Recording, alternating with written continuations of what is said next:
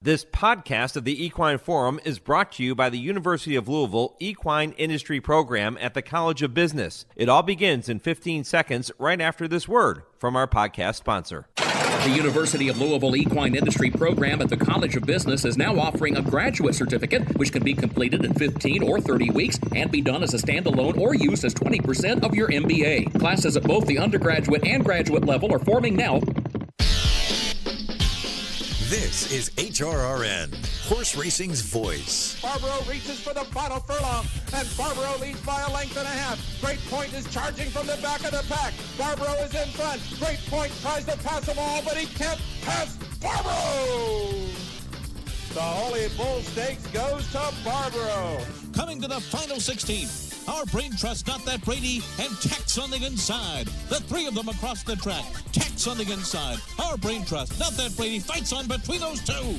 These three coming down to the line in the winners, and Tex does it.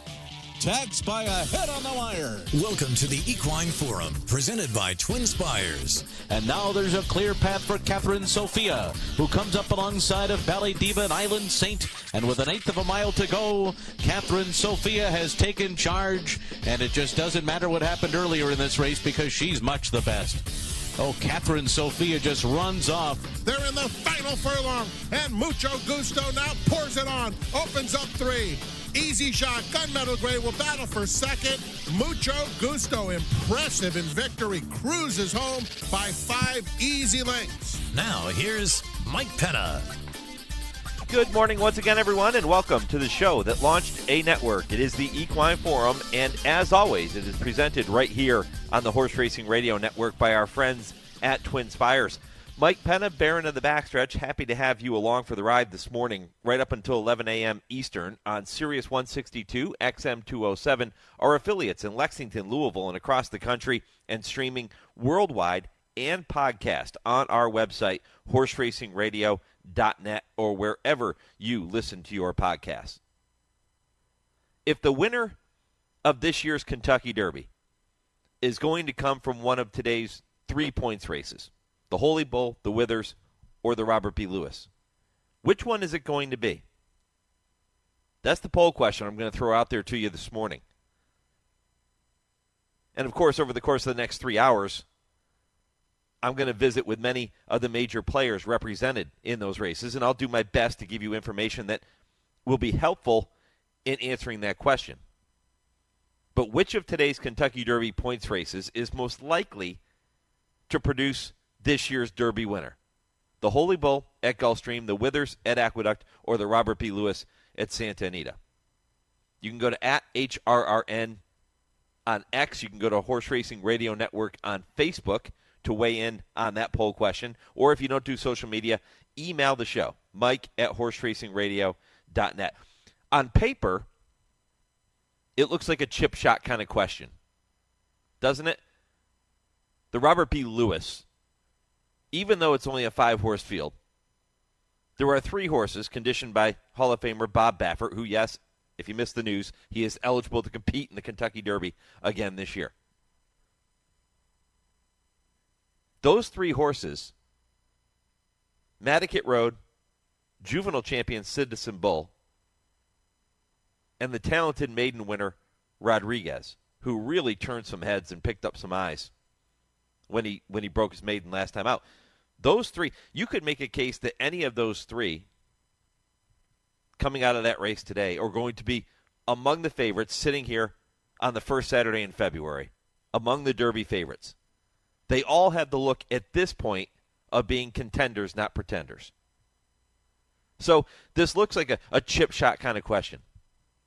But maybe you're a fan of Ferocious, who goes in today's Holy Bull Stakes. And historically, by the way, if you look at these 3 races, the Robert B. Lewis has given us 3 Kentucky Derby winners. The Holy Bull has given us 3. The Withers has never had a horse come out of that race and win the Kentucky Derby. Maybe this is the year. Maybe you feel like it is. Maybe you're a big fan of Mo Quality. Mo Quality's a talented runner. You're going to hear from Chris Davis coming up later in the show, his trainer. So maybe you feel like Mo Quality is the horse that can exit this race and elevate himself to the status of being a Derby contender. And if that's the case, you're going to vote for the Withers. Maybe it's Captain Cook. Captain Cook, we talk about Rodriguez and how impressive he was breaking his maiden last time out. Captain Cook won by 9 1/4 lengths. He was the heavy favorite. It was a sloppy track, I know. It was at Aqueduct. It wasn't at Santa Anita. Maybe he wasn't facing the greatest competition. We don't know that yet. But it was a 10-horse field.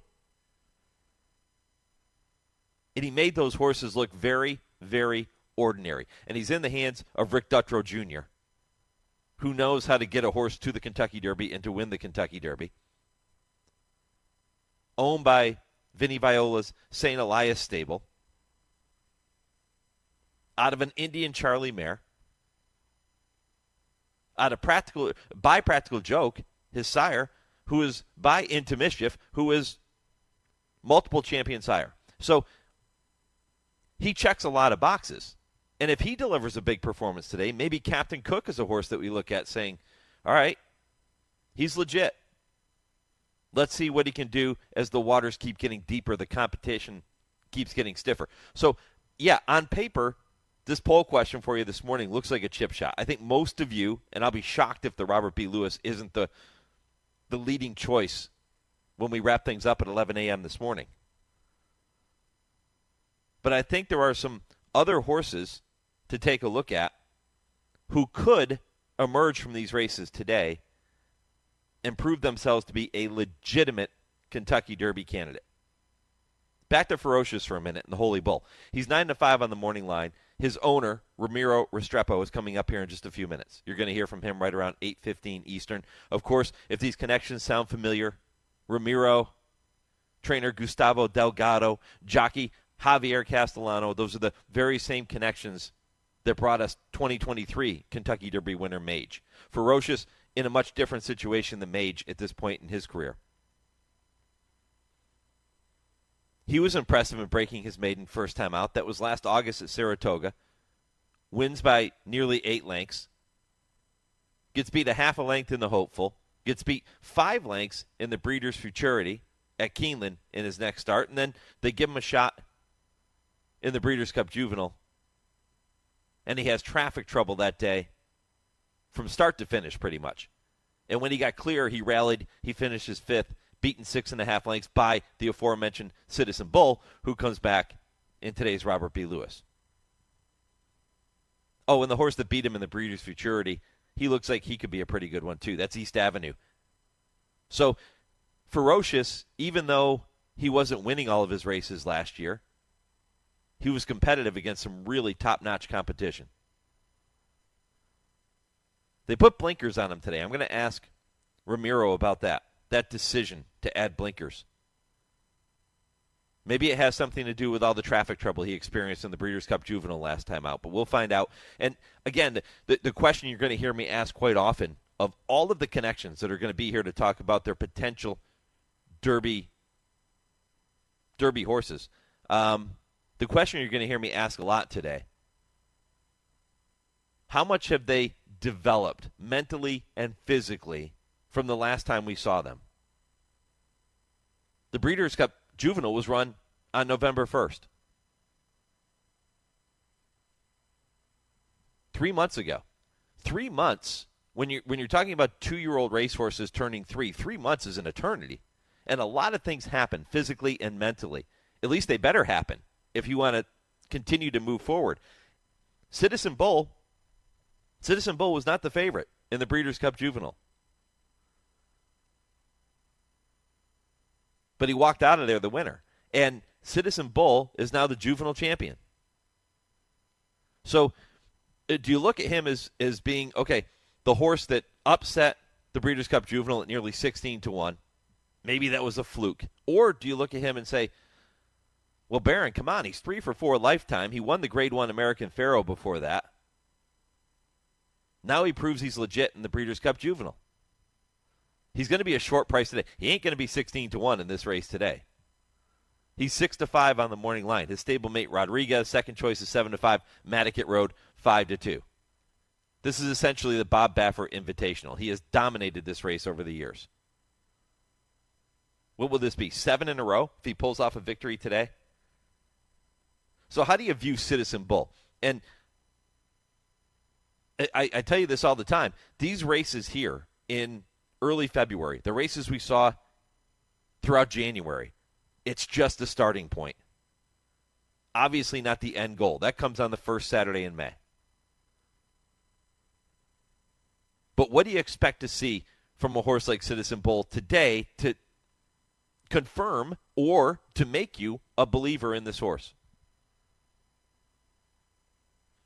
His owner, Tom Ryan, well, he has several owners, but Tom Ryan of SF Racing will be with me coming up at 9:40 Eastern. And SF Racing involved with all three of the Baffert horses in this race today. They also have Getaway Car, who is currently 7th on the Derby points list. He was second last time out in the Low Sale Futurity. We have not seen him yet as a 3-year-old, so I'll get a chance to talk to him about all of the horses that SF Racing is involved with pointing for the Kentucky Derby.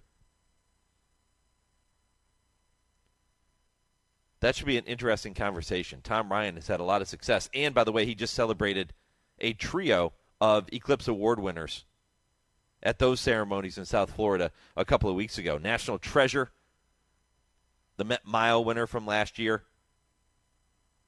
Moira, winner of the Breeders' Cup Filly and Mare Turf, and then Citizen Bull. So we'll look back on that special night with Tom coming up at 9:40. So here's the full lineup for you. You're going to hear from Ramiro Restrepo shortly after this first commercial break. We'll talk about the Holy Bull. You're going to hear from owner Mark Cornett of C2 Racing. They are the owners of the Saffie Joseph Jr. trained White Abarrio, who put in. How good was that effort last week?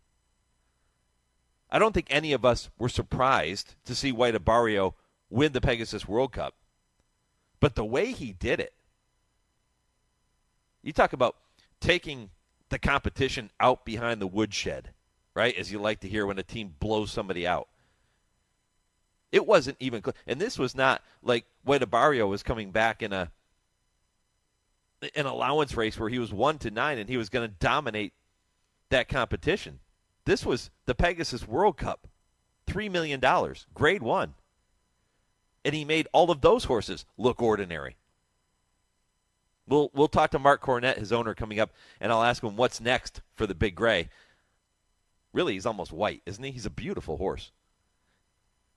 C2 Racing, they also have the Queen's MG going in the Forward Gale later today at Gulfstream. So I'll talk to them about the Queen's MG. She's looking to make her mark and start her road to Louisville in the first Friday in May for the Kentucky Oaks. So we'll find out more about the Queen's MG when he joins us at 8:35. 9 o'clock Eastern, it is trainer Chris Davis talking about Mo Quality going in today's Withers. 9:20, my Kentucky Bred Conversation. This is the first in a series of conversations talking with connections who are either born and raised in the bluegrass, or connections who run in Kentucky, breed in Kentucky, sell in Kentucky. And today's guest is Ben Huffman, who is the racing secretary at Keeneland.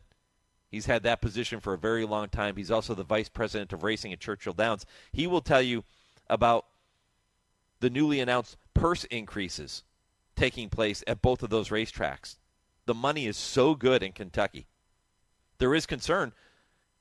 If you saw the article that came out this week, the positive is that, yeah, there's a lot more money coming in again this year, and this has been a recurring theme in Kentucky. That's a wonderful thing. Horsemen love it. The concern is that that money is not trickling down to the lower level races, the claiming horses, for example. That was brought up this week, and Ben's going to address that situation too, and what they're doing to try to make this a little more even across the board. So that's your Kentucky Bred Conversation, brought to you by the Kentucky Thoroughbred Development and Breeders Incentive Funds. And then 9:40, Tom Ryan, plenty to talk about with him. 10 o'clock Eastern, Hour 3 begins with the TwinSpires Triple Play. James Scully will have 3 races you can keep an eye on and bet with TwinSpires later today. Kurt Becker's Stroll Through Racing History comes your way at 10:20, and at 10:30, Dale Romans and Tim Wilkin will join me. I ask, they answer. That is the final segment of the show, 10:30 Eastern. One of the things I will bring up to them, I'll ask them the poll question that I'm asking you this morning too, but one of the other things I'm going to bring up with them is how likely is it? Todd Pletcher has this remarkable streak. I don't know if you're aware of this or not, but you have to go all the way back to 2003 to find a Kentucky Derby in which Todd Pletcher did not have a horse in the starting gate. 2003, 22 years. Right now, his list of potential Derby horses is a little bit on the light side. Is this the year that incredible streak comes to an end? How likely is that? I'm going to talk to Dale and Tim about that. I'll get their thoughts coming up in the final segment. I ask, they answer. So it's a busy show. We kick it all off talking about the Holy Bull with Ramiro Restrepo next. This is the Equine Forum, presented by TwinSpires on HRRN, Horse Racing's voice. Race to TwinSpires, where you can unlock a $25 risk-free bet. Just use the code HRRN25 when you sign up. And if your first bet doesn't win, TwinSpires will refund your account up to $25. Wagering on the app is fast with free past performances, insider picks, and power plays every day you wager. TwinSpires. Download the app today to earn your $25 risk-free bet. Void where prohibited. For terms and conditions, visit TwinSpires.com. Must be 18 or older, 21 and older where applicable. For help with a gambling problem, call 1-800-GAMBLER. The race is on at Sam Houston Race Park. Get in on exciting thoroughbred racing action every weekend. Attention all Houston Cougars. Be sure to join us for College Night on February 7th. And don't miss Wiener Dog races and much more on Saturday, February 8th and Sunday, February 9th. Plus enjoy food and drink specials every weekend along with the best Sunday brunch around. And don't forget to join us for Sunday Family Fun Days in March. Race in for all the excitement at Sam Houston Race Park. Visit shrp.com for details. They're off in the Kentucky Derby. His sire is one of the most exciting young stallions in the world. His dam has become one of the most important broodmares in the industry. And on the first Saturday in May, his genetic brilliance shined brightest on racing's biggest stage. They come into the final 16, and it is going to be Mage to win the Kentucky Derby. Mage, standing at Airdrie Stud. Think about it. You're listening to the Equine Forum on HRRN, presented by TwinSpires. El Prestigio has a 4-length lead suddenly as they reach the top of the stretch. Ferocious hugging the rail and trying to chase him down. Angles out now with good strides in second. And these two will come to the 8th pole together, and Ferocious is gathering serious momentum as Preeter has surfaced from well out of it. Ferocious takes off through the stretch. What an effort. It was expected, and he sure delivered. Ferocious jogs. Tight photo between Preeter and El Prestigio. Behind them, Antietam was battling it out with Contrabandist. But the story here is the first-time starter, Ferocious. You know, it's always a good thing when you hear the announcer use terms like that to describe your horse when he's drawing off to win a race. Frank Miramati with the call of Ferocious winning his very first career start. That came on August 3rd of last year at Saratoga over a muddy track. He won by nearly 8 lengths. He returned to be second in the Hopeful, second in the Breeders' Futurity at Keeneland, and then fifth after a troubled trip in the Breeders' Cup Juvenile. He returns today, his 3-year-old debut for Gustavo Delgado, Javier Castellano, the Hall of Fame jockey aboard, and owner Ramiro Restrepo. It's a wonderful story. This is the same team that brought us Mage in 2023, so I guess it was appropriate as we were getting ready to come out of that commercial break that we heard the commercial for Mage, who stands at Airdrie Stud now. And Ramiro is with me now. Ramiro, welcome back, my friend. Good morning. Good morning, Mike. Thanks for having me. It's a good sign when people want to hear you talk. When I was winning races for 4,000 or 5,000 at Finger Lakes, the phone wouldn't ring. So this is actually a nice thing, man. Yeah, and this is such a talented horse, and completely different situation than you were facing with Mage at this time in his 3-year-old season, right? Because he had only had one start coming into February. It was a winning effort, and you were trying to figure out what you might have with him, even though you knew he had some talent. How do you feel about Ferocious? Do you kind of have a sense of what you have in him? Yeah, I mean, with Mage, he was like that 3rd, 4th round pick in the draft, and it was a pleasant surprise that he had first round talent as we went on with it. This colt, was the proverbial first round, first pick overall. When you spend 1-3, everyone on your team that does the evaluations, myself, junior and senior, Delgado, it was expected that his ability that he was showing at the sale would translate over to the racetrack, and obviously in his starts he's shown that he's running with the right horses of his generation so far. So you just want to keep on developing and hope that talent, that potential, reaches its ceiling. We have not seen Ferocious since his 5th place finish in the Breeders' Cup Juvenile after a bit of a troubled trip. The decision is made today to add blinkers for his 3-year-old debut. Talk about that decision, Ramiro. Sure. Since his maiden, when he was, he kind of just overpowered his competition that day just on physical ability, not necessarily that he mentally was all there. Even watch his ears going down the lane. They're pointed towards the Jumbotron and the crowd. He's running greenly, but just physically so overpowering. And every rider since then, Javi, Luis Saez, Irad, they've all made that comment. And when Javi jumped off in the Juvenile, he just said, hey, man, I think it's time we do it. And we've given him the winter, those 90 days since his last appearance, to introduce that equipment change. Gustavo's of an old school mentality. He wanted the horse, give the horse every chance to kind of figure it out on his own. But, he's been just running in pieces, and every race shows that. He idles during certain points in the race and then decides to come on again, whether it was hooking Chance from Kirkpatrick in the Hopeful, or once he unhooked Dapper Moon in the Futurity. In the Juvenile, he dropped back to last on the turn.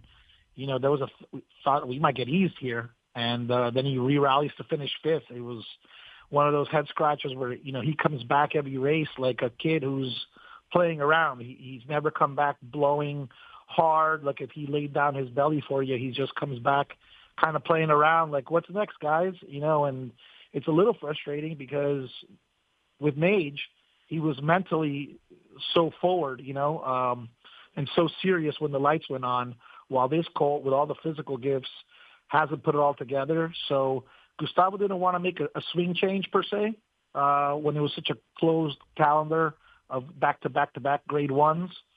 But now with this winter break, he's introduced that over the last 60 days since he went back into training, and everyone's happy so far with how he's responded, how he's behaving a bit more serious.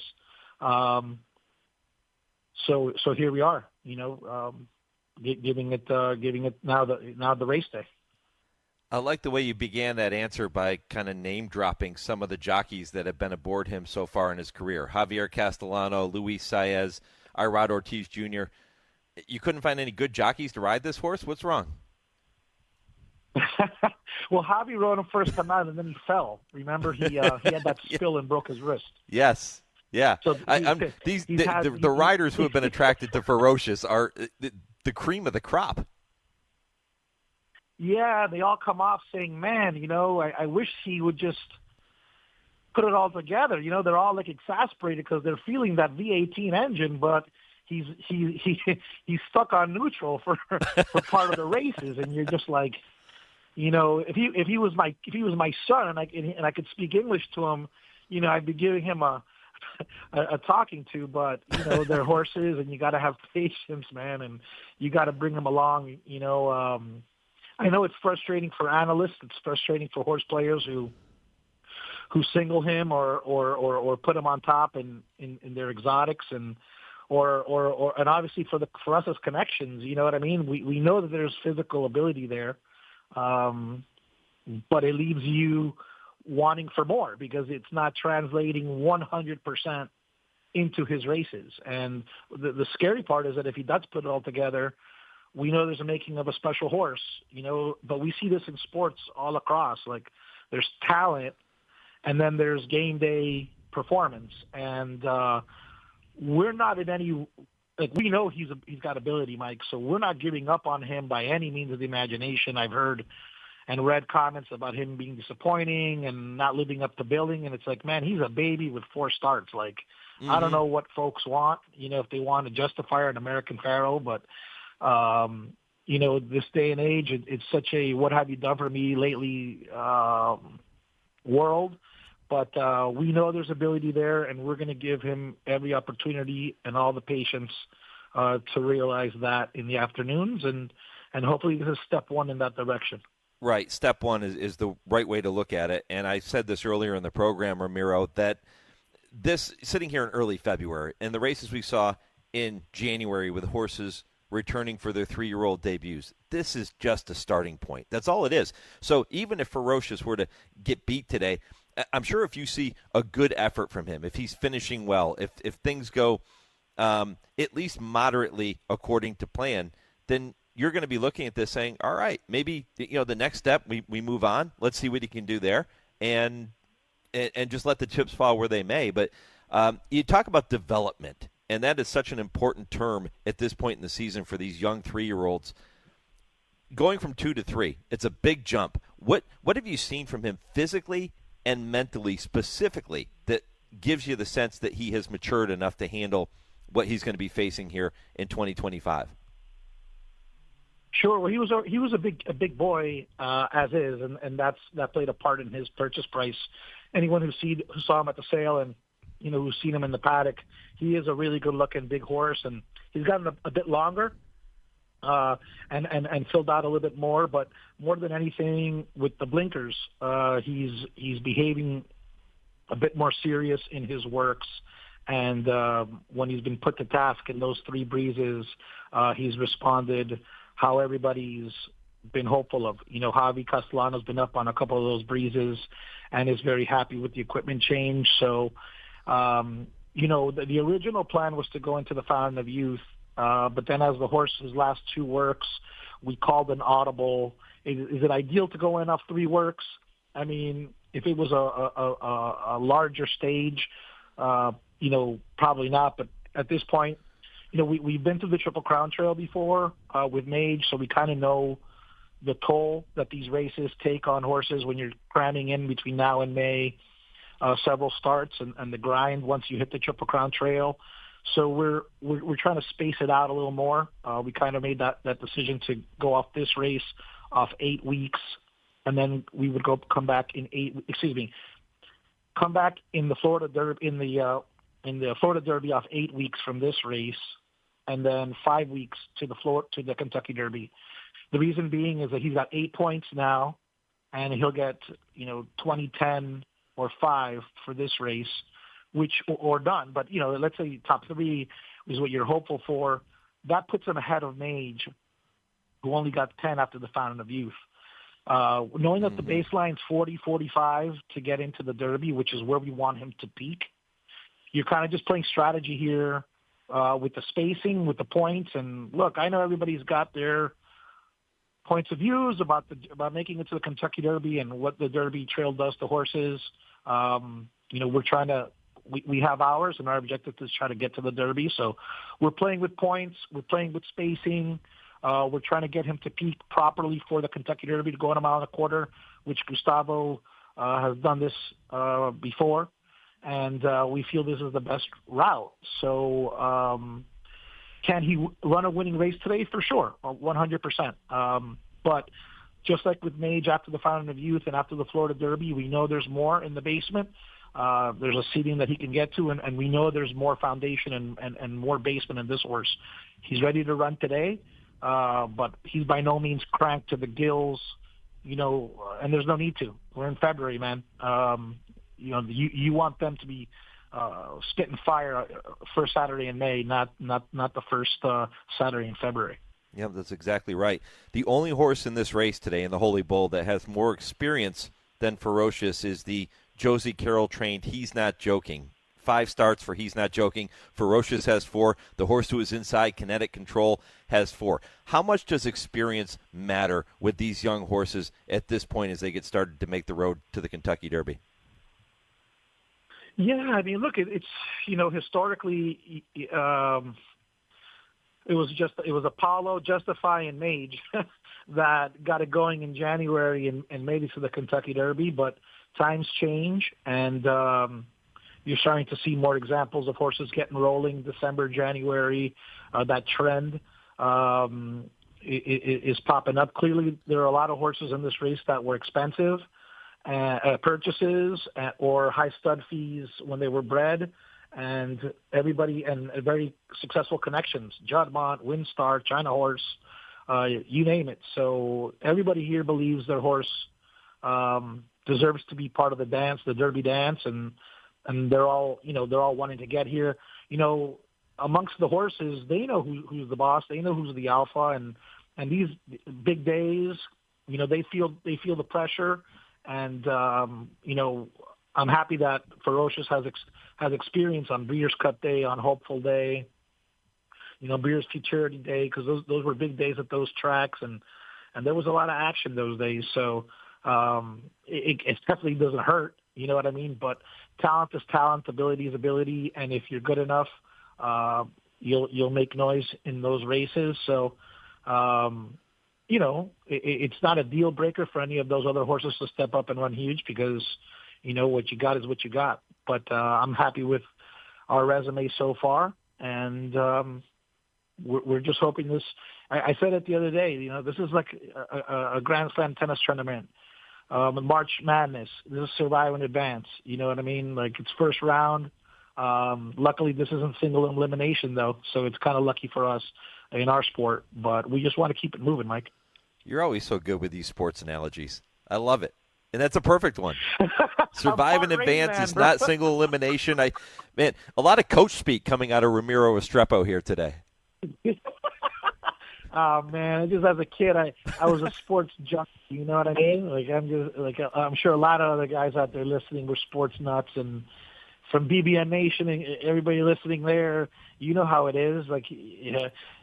Our sports are no different, and I think that's something that the general public doesn't realize. And maybe when you talk to athletes or people that really follow sports in general and then have been around our horses, when that point of our sport is communicated, how much we are exactly like the NFL, like NBA, like NHL, like all these other major sports from top to bottom, that's when the light bulb comes on, man, to the general public or to those that are in the industry kind of don't look at it that way.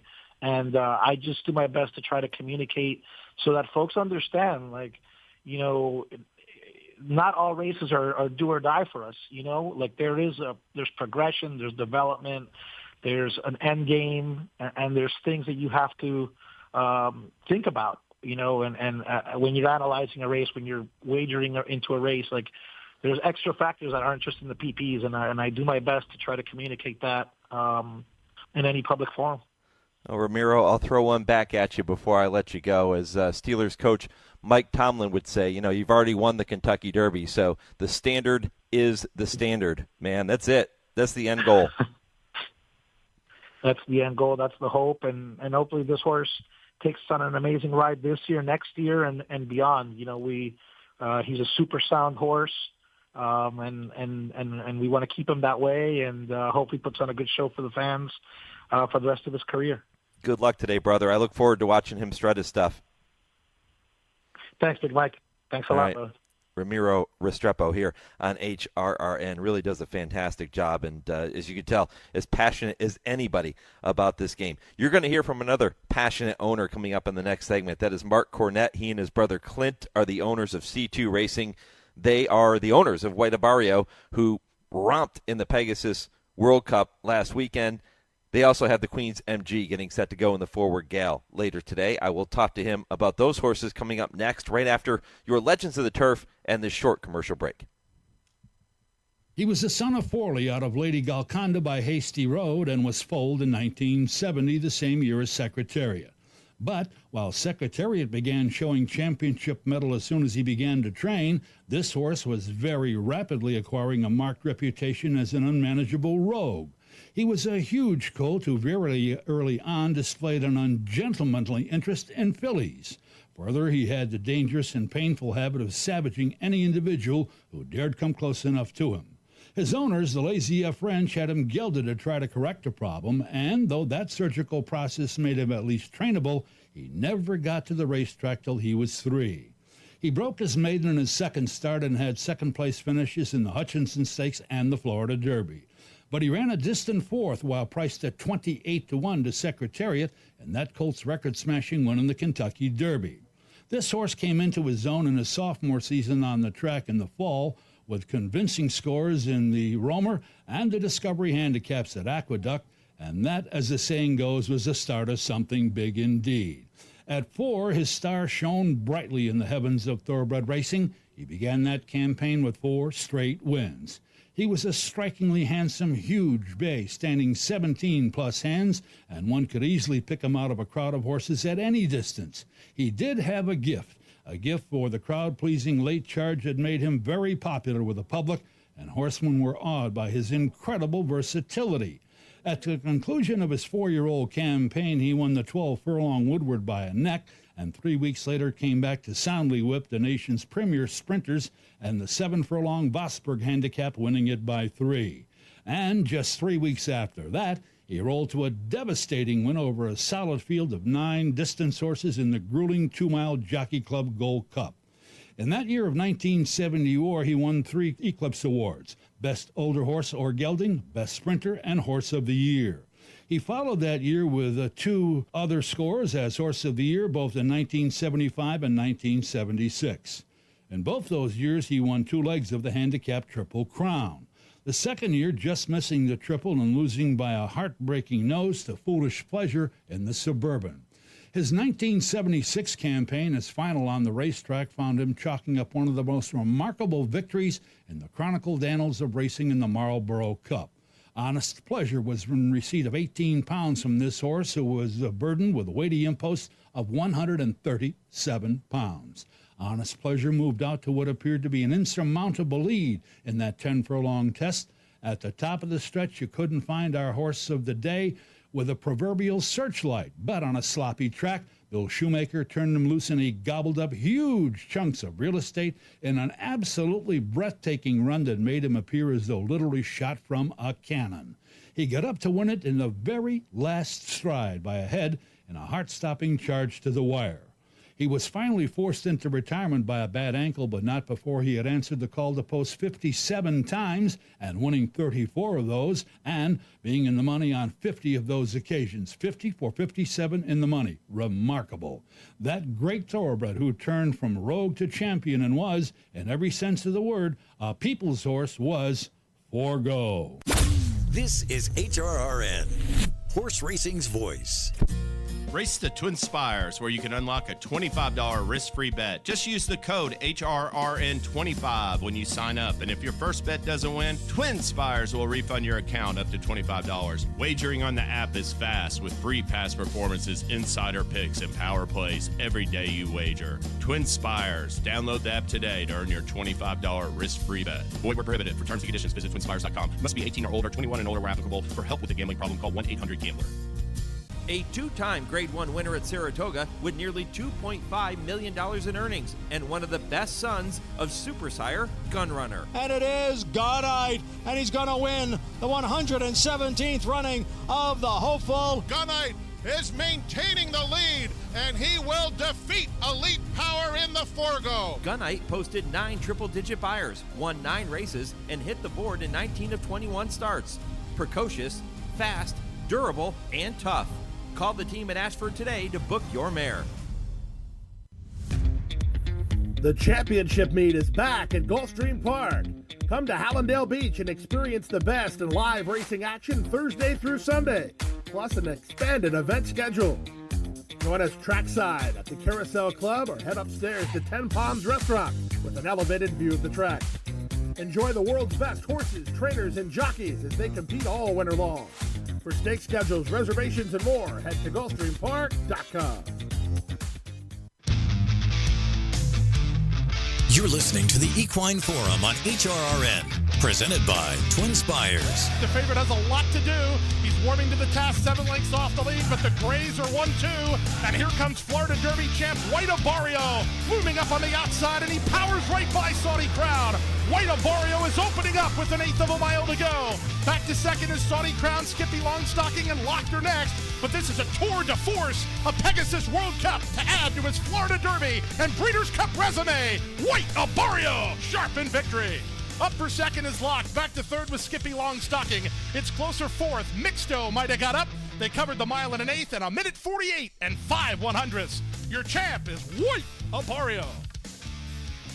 Welcome back to the Equine Forum, presented by TwinSpires on this first Saturday in the month of February 2025. Mike Penna, Baron of the Backstretch, happy to have you with me right up until 11 a.m. Eastern. Pete Aiello had the call of last weekend's Pegasus World Cup and that tour de force performance by White Abarrio. And I told you earlier, I don't think any of us are surprised that he won that race. It's the way he did it against competition that was pretty darn good. And he made him look ordinary. His owner, Mark Cornett with C2 Racing, is with me now. He owns that racing operation with his brother Clint. Mark, good morning. Good morning, Mike. How impressive was that? That was just, he blew the doors off the field that day. No, he really did. I mean, you know, when he just seems to love and relish this sprint prep type races, you know, the one turn and stretch it out to 1 1/8, and when he gets his A trip, he's awful tough. I talked to Saffie Joseph Jr., his trainer, before the Mr. Prospector, and of course he comes up short that day. He was expected to win. He didn't. There were probably some people that were doubting White Abarrio after that effort. He put all of those doubters to rest, didn't he? Boy, sure did. I mean, you know, we were actually very happy with the race. I mean, winning is one thing, but, you know, that's not the reason he was in the race. He was in the race as a means to an end for this race. And, you know, traditionally he likes running in the clear and you know, he's got a high cruising speed, so he likes to be up near the front end or stalking it. And he broke bad. He kind of got pinched back by both horses in the Mr. Prospector. And he really overcame everything he doesn't want to do in the race and still almost got up. So, you know, Irad, he came back. I was out there on the track. He came back. He said, let me tell you something, this horse is back. So he was back. You and I had a conversation, Mark, on this same show after the horse was moved back to Saffie Joseph Jr., where he began his career. And you were, it was even before last year's Breeders' Cup Classic, and you were pretty straightforward with me. You said, listen, the Breeders' Cup is probably not going to be the goal. It's going to be too quick. We've got to get the horse back. And you said right then the Pegasus World Cup would be the end goal. Right. Well, he achieved that goal, and the plan worked perfectly. Yeah, it's nice when a plan like that works. I mean, everybody was patient with the horse. We just gave him the time. He had never had any time off whatsoever since when we bought him in the September of his 2-year-old year. So he had been at the track in training, in full race training. So after that debacle in the Met Mile, I mean, I just decided, you know what, let's just go back to basics here. I'm going to send him back to Saffie, send him back to his home at Gulfstream. Let's freshen him up and let's get him ready for what we really want to win, which is the Pegasus. So we just kind of backed into that. Went back and, you know, when he had so much success in 23 when we did win the Classic, we had so much success doing the 2 one-turn races and then the Whitney and then obviously the Breeders' Cup Classic. So we decided to go back to that. Have you given any thought as to what his next steps will be? We've given it a lot of thought. We're still up in the air on that. We've got to make a decision here. Probably by Monday it'll be made. The flight, if we go to the Saudi direction, the flight leaves on the 11th out of Miami. So we're going to give him one breeze if we go that direction, probably that Sunday. That way you can jog a day or two and get over the breeze and then get on the plane to Saudi if we go that way. If not, that's probably 50-50. Right now we go over there. If we don't do that, then I'll probably either run him in the Go Zapper here on the 28th of the Florida undercard, or wait until the Churchill Downs Handicap, which is a grade 1 7 furlongs Derby weekend, which will be a prep race for the Met Mile. The Met Mile, the Whitney, and the Breeders' Cup Classic, again, will be the ultimate goals. We just got to figure out how to get him to those 3 series of races, those races. Yeah, Mark, I got to tell you, if I were the owner of White Abarrio, and I have owned pieces of horses over the years, nothing as good as White Abarrio, I might be a little reluctant to make that trip to Saudi again because it didn't go so well last year. He ends up finishing 10th that day. He wasn't himself. It took a while to get him back, and now that he's back, I personally would be a little reluctant to make the move, but it sounds to me like you and your brother may be still okay with going that direction if you decide to do it. Yeah, that's why we're 50-50. I mean, it's a very difficult decision. You've got a lot of purse money on the line. You know, do you want to risk? The downside risk, obviously, is he goes over there, doesn't run, doesn't win, comes back here, and he's got to have time off, and then because he is 6 now.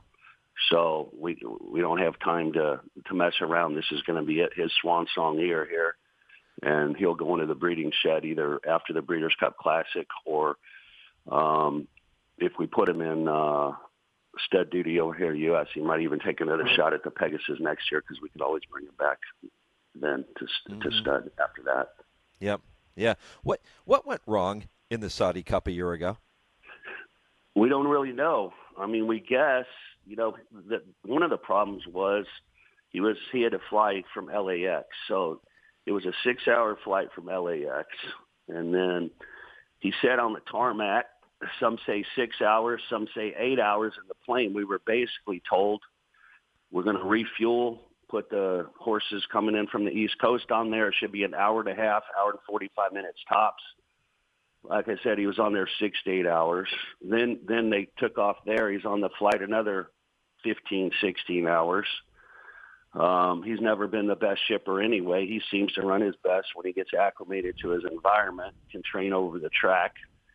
We didn't get to do any of that. And then he drew the 1 post, which in a big field like that, with his running style isn't ideal. So I think it was a lot of factors involved, which one we don't know. Maybe he didn't like the track. So, there's just a lot of different scenarios that we run through our head. What is it? What was it? Nobody knows for sure. IRAD didn't have an opinion one way or another. So, we keep all that in the back of our mind when we're trying to make this decision here, because the one thing I want to do is be able to run this horse all year. So, yeah. Well, and I hope he does stick around all year long because he is really fun to watch and such a beautiful horse. I said, you had the 2 grays at the top of the stretch, he and Saudi Crown, and that was a really pretty picture as they turned for home. But both of those horses, especially the White Abarrio, he really is almost white at this point in his career. Yeah, he is. It's amazing his transformation. I mean, since the day we bought him in September of his 2-year-old year in 2021, I mean, he's just continued to blossom. He's continued to turn more white year by year. And, his demeanor, he's just such a all-around professional now. Nothing seems to bother him. It's very cool to get to see a 6-year-old run with this kind of class because we don't get to see it much. Today you get a chance to team with your regular trainer, Safi Joseph Jr., and jockey Erod Ortiz Jr. once again with the Queen's MG in the Forward Gale at Gulfstream. That race is going to go after the Holy Bull. This is a very talented filly. She won the Adirondack last year by 9 lengths and then struggled after that a little bit. But what are you seeing from her coming into this race?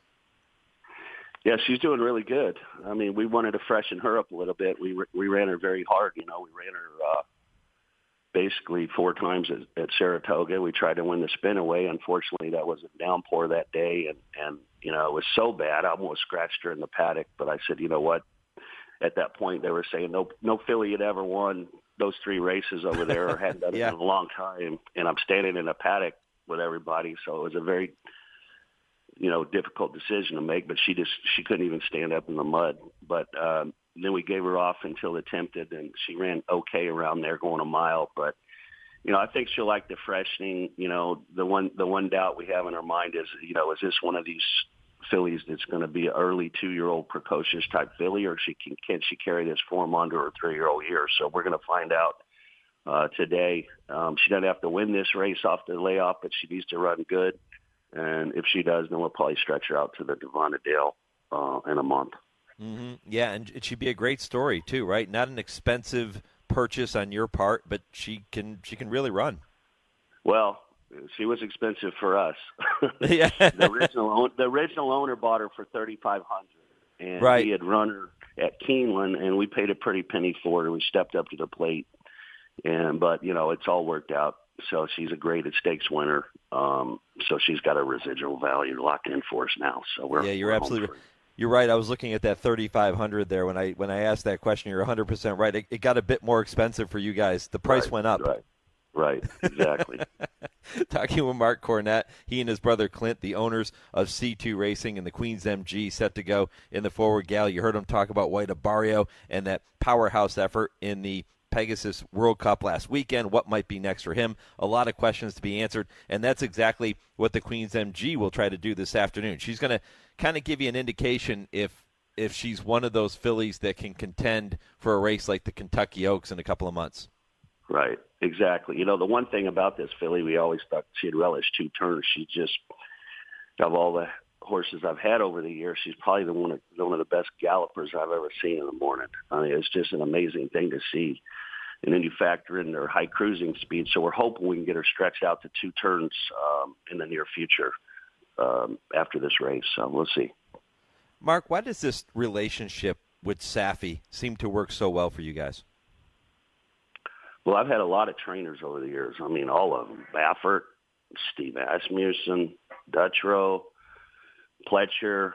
I mean, just all of them. I mean, I've had a long relationship with a lot of different people, and there's just something about Safi. He's just so on top of his game. He's out there every morning looking at every horse, basically, whether it's at Palmettos or Gulfstream. And like I've told many people, communication. I've got to get accurate information on the horses because I manage all these horses, and he's just so good at doing that. He's a very good handicapper in his own right as far as placing horses in their right spots, seeing things that happen internally within the race. For instance, we had a horse run Saturday, a filly called the Paradise City. She won by 6 or 7 lengths in allowance race going 2 turns, a 3-year-old filly. And, we're both just flabbergasted why she couldn't run because she's just so much talent, but she's just been under the radar. And, we watch these races, we analyze them, we dissect them together. He listens to opinions. He's not one of these trainers that thinks he knows everything. He likes getting feedback from multiple sources, whether it's a jockey, an owner, whatever it is. And again, that communication level is something that I haven't experienced with any trainer. So I think that's, we're winning about 30% clip with him and winning a few graded stakes and nice races here and there. But, it's just the communication level is something I haven't experienced with any trainer. It's just very refreshing. Well, Mark, I really appreciate the visit here this morning. Again, congratulations on White Abarrio. Best of luck with the Queen's MG, and I know that you and your brother and Safi will all make the right decision going forward with White Abarrio. We look forward to seeing him in his next start. Yeah, thank you for having me on again, Mike. Appreciate it, my friend. Mark Cornett here on HRRN. When I come back, it is time for this week's edition of Calling All 3-Year-Olds with Bobby Neuman. He takes a look at his top 5 Derby contenders at this point on the trail. And I'll get you ready for hour number 2, loaded with more conversation about the road to the Triple Crown. Stay with me. This is the Equine Forum on the Horse Racing Radio Network. Hi, Tony. Hey, Matthew. There's a reason why Tony's Steaks and Seafood is my favorite restaurant. It's because I want to feel part of the family. Isn't that right, Tony? That's right. There's a saying on the wall that I truly believe in. There's always room for one more at our table. We just want you to be part of our family. And believe me, you will be. It's Tony's Steaks and Seafood right across from Triangle Park. Visit them at TonySteaksandSeafood.com. People do some pretty cool things in their 40s and 50s. Why should saving for retirement be any different? I mean, they go back to college, learn new instruments, start skateboarding. Whoa!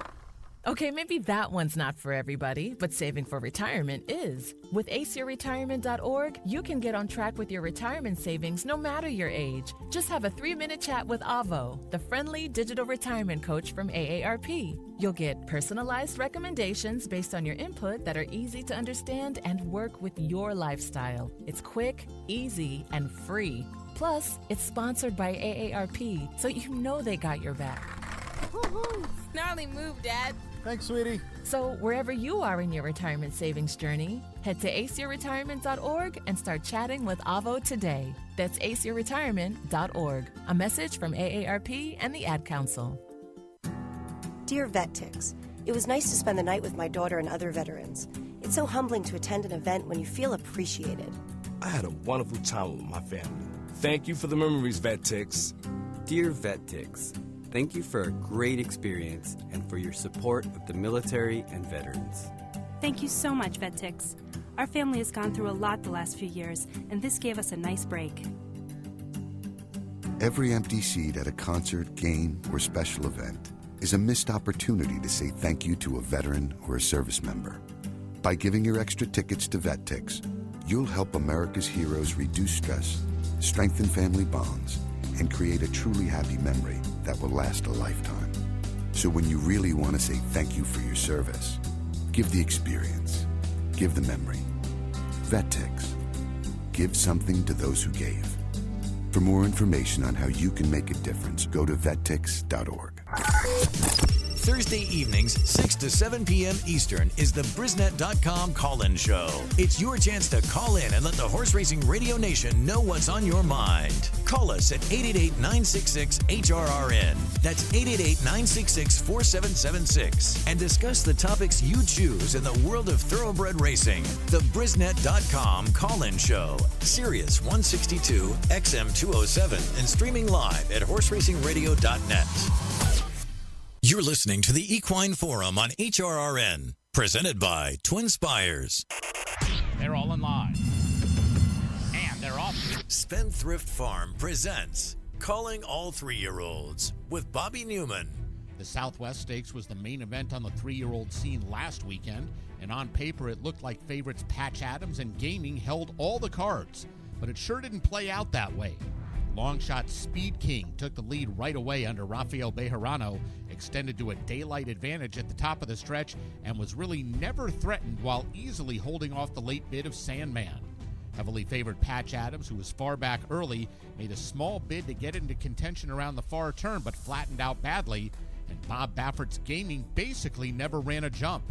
With the win, Speed King added 20 valuable Kentucky Derby points, now bringing his total to 25 and catapulting him to second on the points list.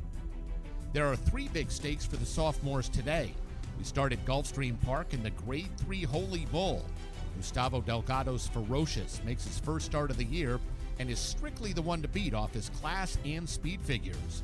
Stakes winners Guns Loaded and He's Not Joking are among the other 6 runners looking to beat the favorite. At Santa Anita, the Grade 3 Robert B. Lewis looks like the Bob Baffert Invitational. He saddles 3 of the 5 runners, including last year's Breeders' Cup Juvenile champ Citizen Bull. But don't snooze on Rodriguez. He's one of the other Baffert runners and looked great breaking his maiden last time out. And at Aqueduct, a field of 7 drew in for the Grade 3 Withers at 1 1/8. Captain Cook, Global Steve, Omaha, and Mo Quality are all looking to make names for themselves on the road to this year's Triple Crown races. The winners of the Holy Bull, Robert B. Lewis and Withers, will each get 20 Kentucky Derby qualifying points. Next week, the spotlight shifts to Tampa Bay Downs and the $250,000 Sam F. Davis Stakes. I'll be back with this week's top 5 list right after this word from Spendthrift. New to Spendthrift for 2025 is Dornoch, a leading 2-year-old who defeated Sierra Leone in the Grade 2 Remsen. Dornoch returned at 3 to capture the Grade 2 Fountain of Youth on his way to becoming a classic winner in the 1 1/4 Belmont Stakes. It will be Dornoch to win the Belmont Stakes at Sarah Saratoga. Dornock asserted himself as one of the most prolific 3-year-olds from the Curlin sire line after scoring another Grade 1 victory in the Haskell. Dornock wins the Haskell. Dornock, the best son of emerging sire Good Magic, standing new at Spendthrift. This week's top 5 list of Derby contenders looks like this. Number 5, Rodriguez, up-and-comer by Authentic, looked great getting his maiden win at Santa Anita last out. He runs in the Lewis today. Number 4, Chancer McPatrick, the Champagne winner, ran a dull one in the Breeders' Cup. He's capable of much better, but might be pace-dependent. Number 3, East Avenue, lost all chance with a poor start in the Breeders' Cup. That race is a complete toss-out. He's pointing for the Grade 2 Risen Star at Fairgrounds on February 15th. Number 2, Sovereignty, the son of Into Mischief, looked fantastic, breaking his maiden versus Stakes Company. There's no reason he can't continue to move forward, but he needs to get back on the work tab. And number 1 is Barnes. The pricey Baffert trainee was very green but still won his debut, then looked like a pro in the Grade 2 San Vicente. Next stop, 2 turns, somewhere. That's your Calling All 3-Year-Olds segment presented by Spendthrift, the Breeders' Farm. Now the road to the Kentucky Derby coming to an end on the first Saturday in May, 91 days from today. It'll be here before we know it. My thanks to Bobby and to Spendthrift for providing that segment for you all the way through this year's Triple Crown. Don't forget that this Saturday, today, is the first racing tour featuring 9 stakes races from Santa Anita Park and Gulfstream. First post on Saturday and Sunday is noon. Classic meat wagers include the $2 pick 6 on the last 6 races of the day and bet big every race day with the Coast to Coast pick 5, offering a player-friendly 15% takeout. Other low takeout bets include the $3 all-turf pick 3, the $3 late pick 3, and the $5 late double. And be sure to play in the free online pick'em contest, including props from across the sports world. You can get more information by visiting santaanita.com. All the details available for you at santaanita.com.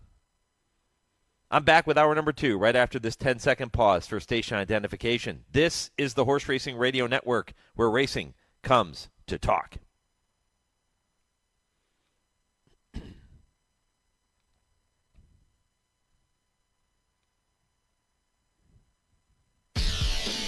This is the Equine Forum, presented by TwinSpires. Welcome back. Hour 2 of 3 here on the Equine Forum. With you up until 11 a.m. Eastern. Mike Penna, Baron of the Backstretch. Happy to have you along for the ride here this morning, as I am every Saturday morning when you join me. If you missed any portion of the first hour of the show, you missed my conversation with owner Ramiro Restrepo talking about Ferocious, who goes in today's Holy Bull. You missed my conversation with owner Mark Cornett talking about White Abarrio and the Queen's MG. And if you missed those, all you have to do is head back to our website, horseracingradio.net. After we finish up at 11 a.m. Eastern, a podcast of this show available for you at horseracingradio.net and every podcast platform. Don't forget, too, to weigh in on our poll question this morning. I am asking you which of today's 3 Derby points races is most likely to produce this year's Kentucky Derby winner. And so far, 43% of you, maybe you just listened to my conversation with Ramiro, but 43% of you saying it's going to be the Holy Bull, 35% voting for the Robert B. Lewis, 22% voting for the Withers. You can keep those coming on our social media pages, and of course email the show, mike@horseracingradio.net, to let me know your thoughts if you don't do social media. Chris Davis is the trainer of Mo Quality, who is one of the top contenders, maybe the likely favorite in today's Withers. He'll join me momentarily. Our Kentucky Bred Conversation comes up at 9:20 with Ben Huffman, the racing secretary at Keeneland and vice president of racing at Churchill Downs. And at 9:40, owner Tom Ryan will be here to talk about his incredible night at the Eclipse Awards and to talk about today's Robert B. Lewis, where he is involved with 3 of the 5 horses, all 3 trained by Bob Baffert. That should be an interesting conversation. 10 o'clock Eastern, your TwinSpires Triple Play with James Scully.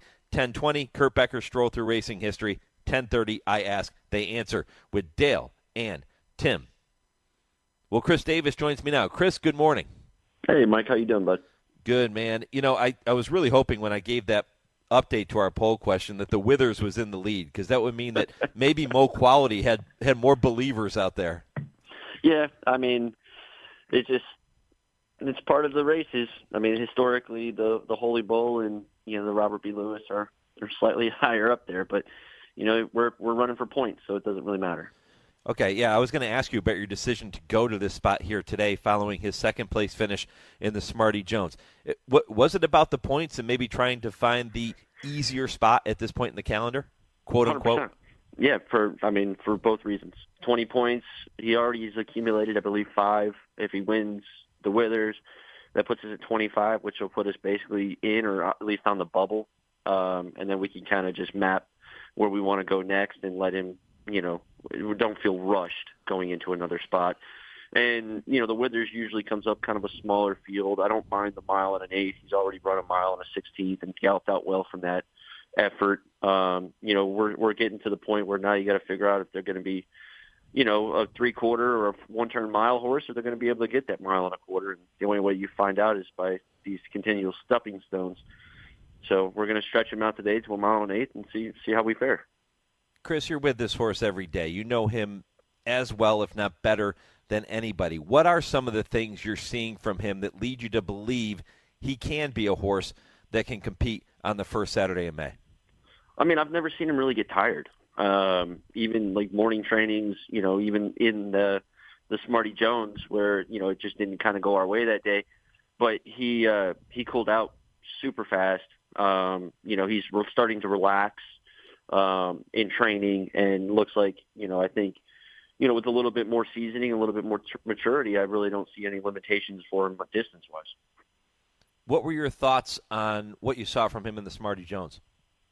It was nice to see him rate a little bit. I almost wish he didn't, because I think the pace scenario kind of cost us that race. I don't want to take anything away from, the winner, who's a multiple stake winner now around 2 turns. He just kind of got loose with some soft fractions that we took back. We were wide. But I saw some positives in terms of, like, he did rate. He's not going to be one-dimensional. And he was just a little bit green, down the lane, late to kind of change leads. But once he did, he galloped out well and fought on for second. For a horse that was just making his 3rd career start, it was a good effort. What's his optimal running style? I mean, I think he needs to just get in that big rhythm.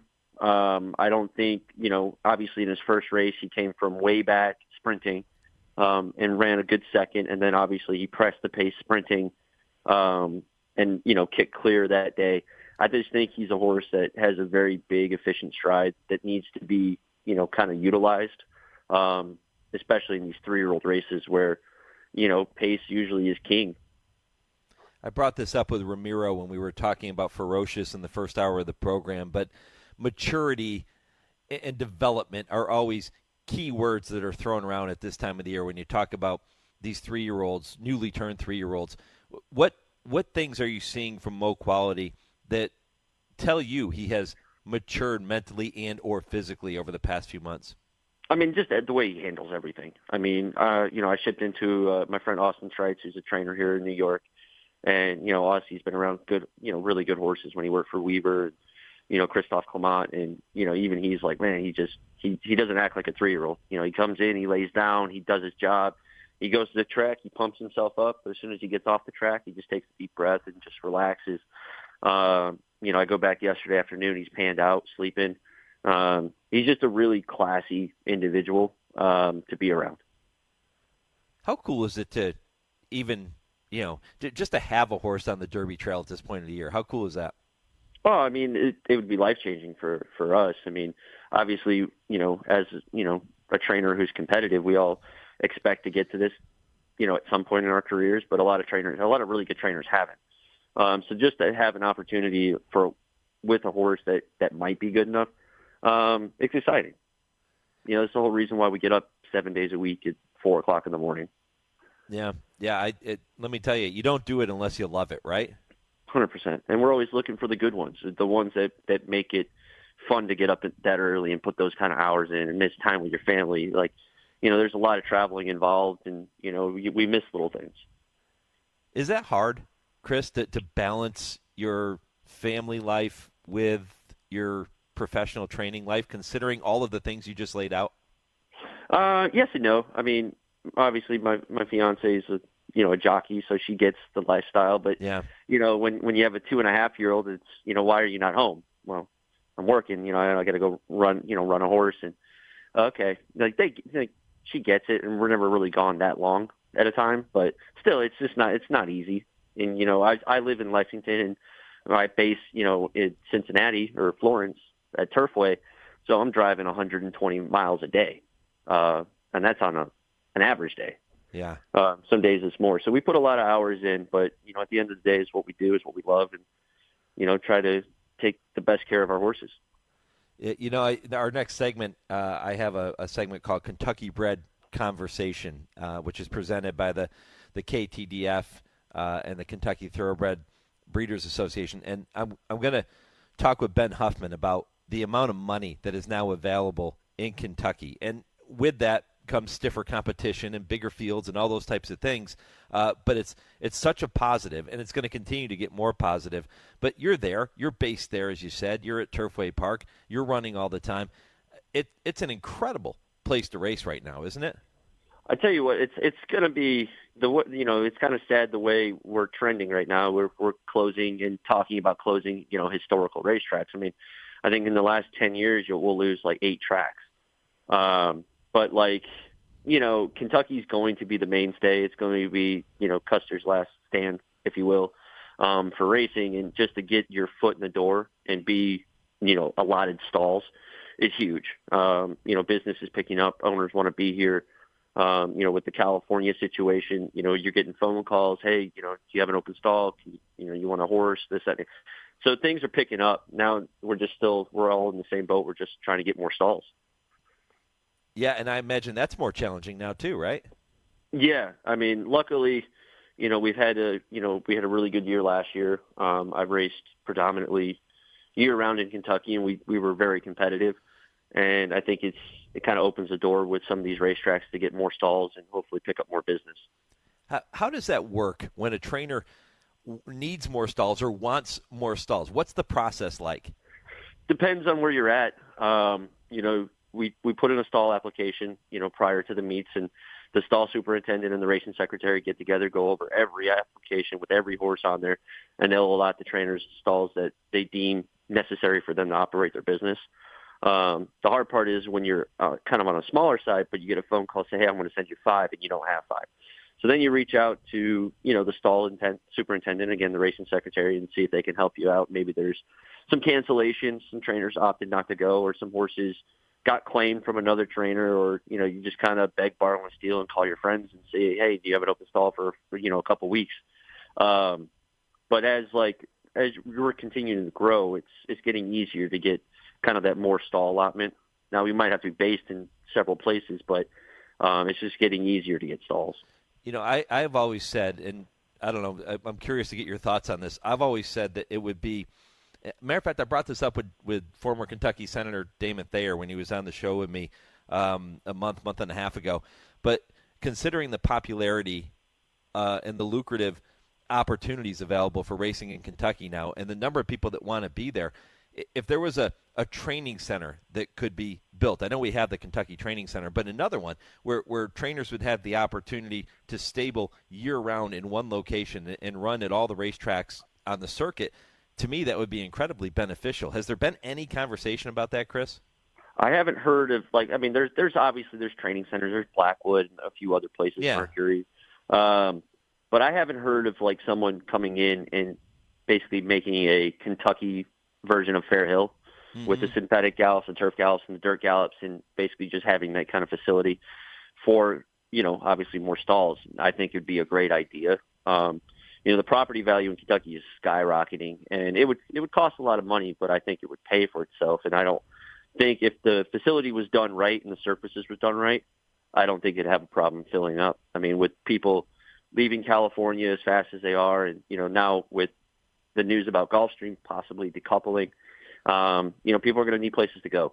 Horses are going to need homes, and we need a place to stable. If people want to race and racetracks want to have big field sizes, we have to have a place where we can keep our horses in train. Visiting with trainer Chris Davis here on the Equine Forum, presented by TwinSpires on HRRN. Let's get back to Mo Quality for just a minute.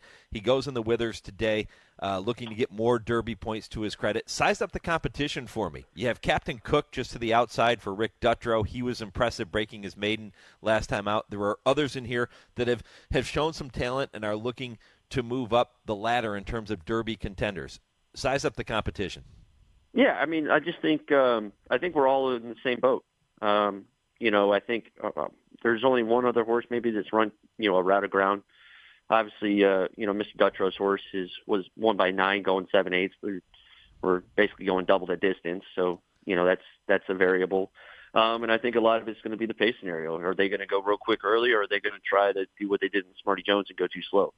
I think the horse with the best trip will probably win today. And who can just stay the distance. Yeah, and this is a good test for that. Mile and an eighth, it's kind of a good indication, an early season indication. If you have a horse that wants any part of the mile and a quarter, I guess it's not the be-all, end-all, but it'll certainly give you an opportunity to get a sense of what you have. Yeah, I mean, if your horse gets beat but you're running late, you're going to leave with some positives. Again, there's a million ways to lose a race. There's a million ways to win a race.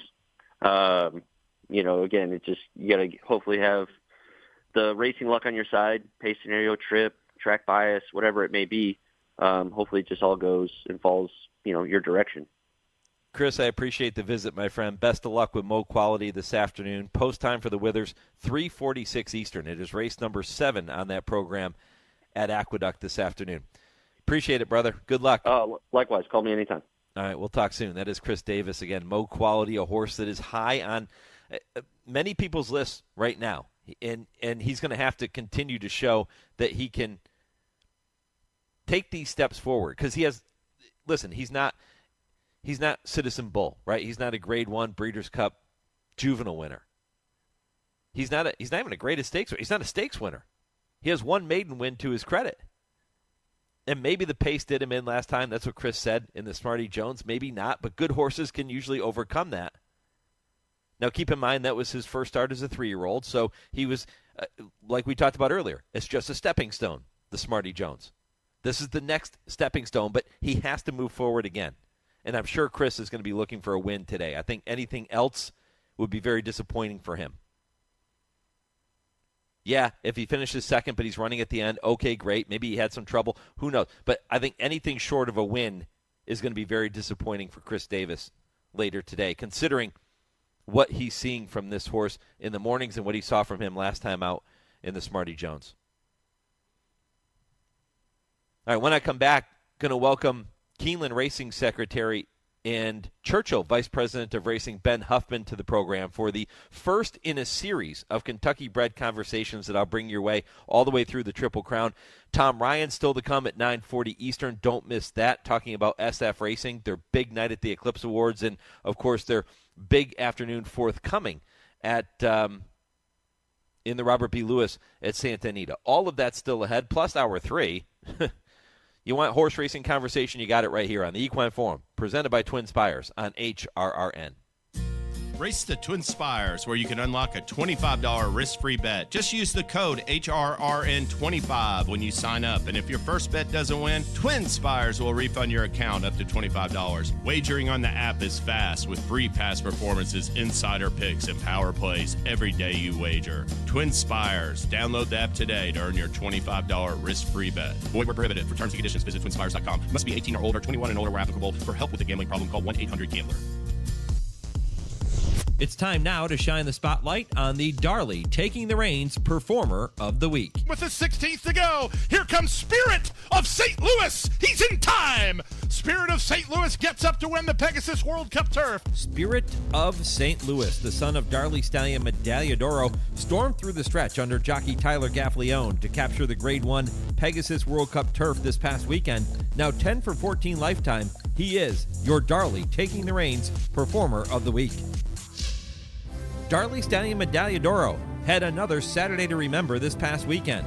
Spirit of St. Louis became Medaglia d'Oro's 28th career Grade 1 winner in the Pegasus World Cup turf.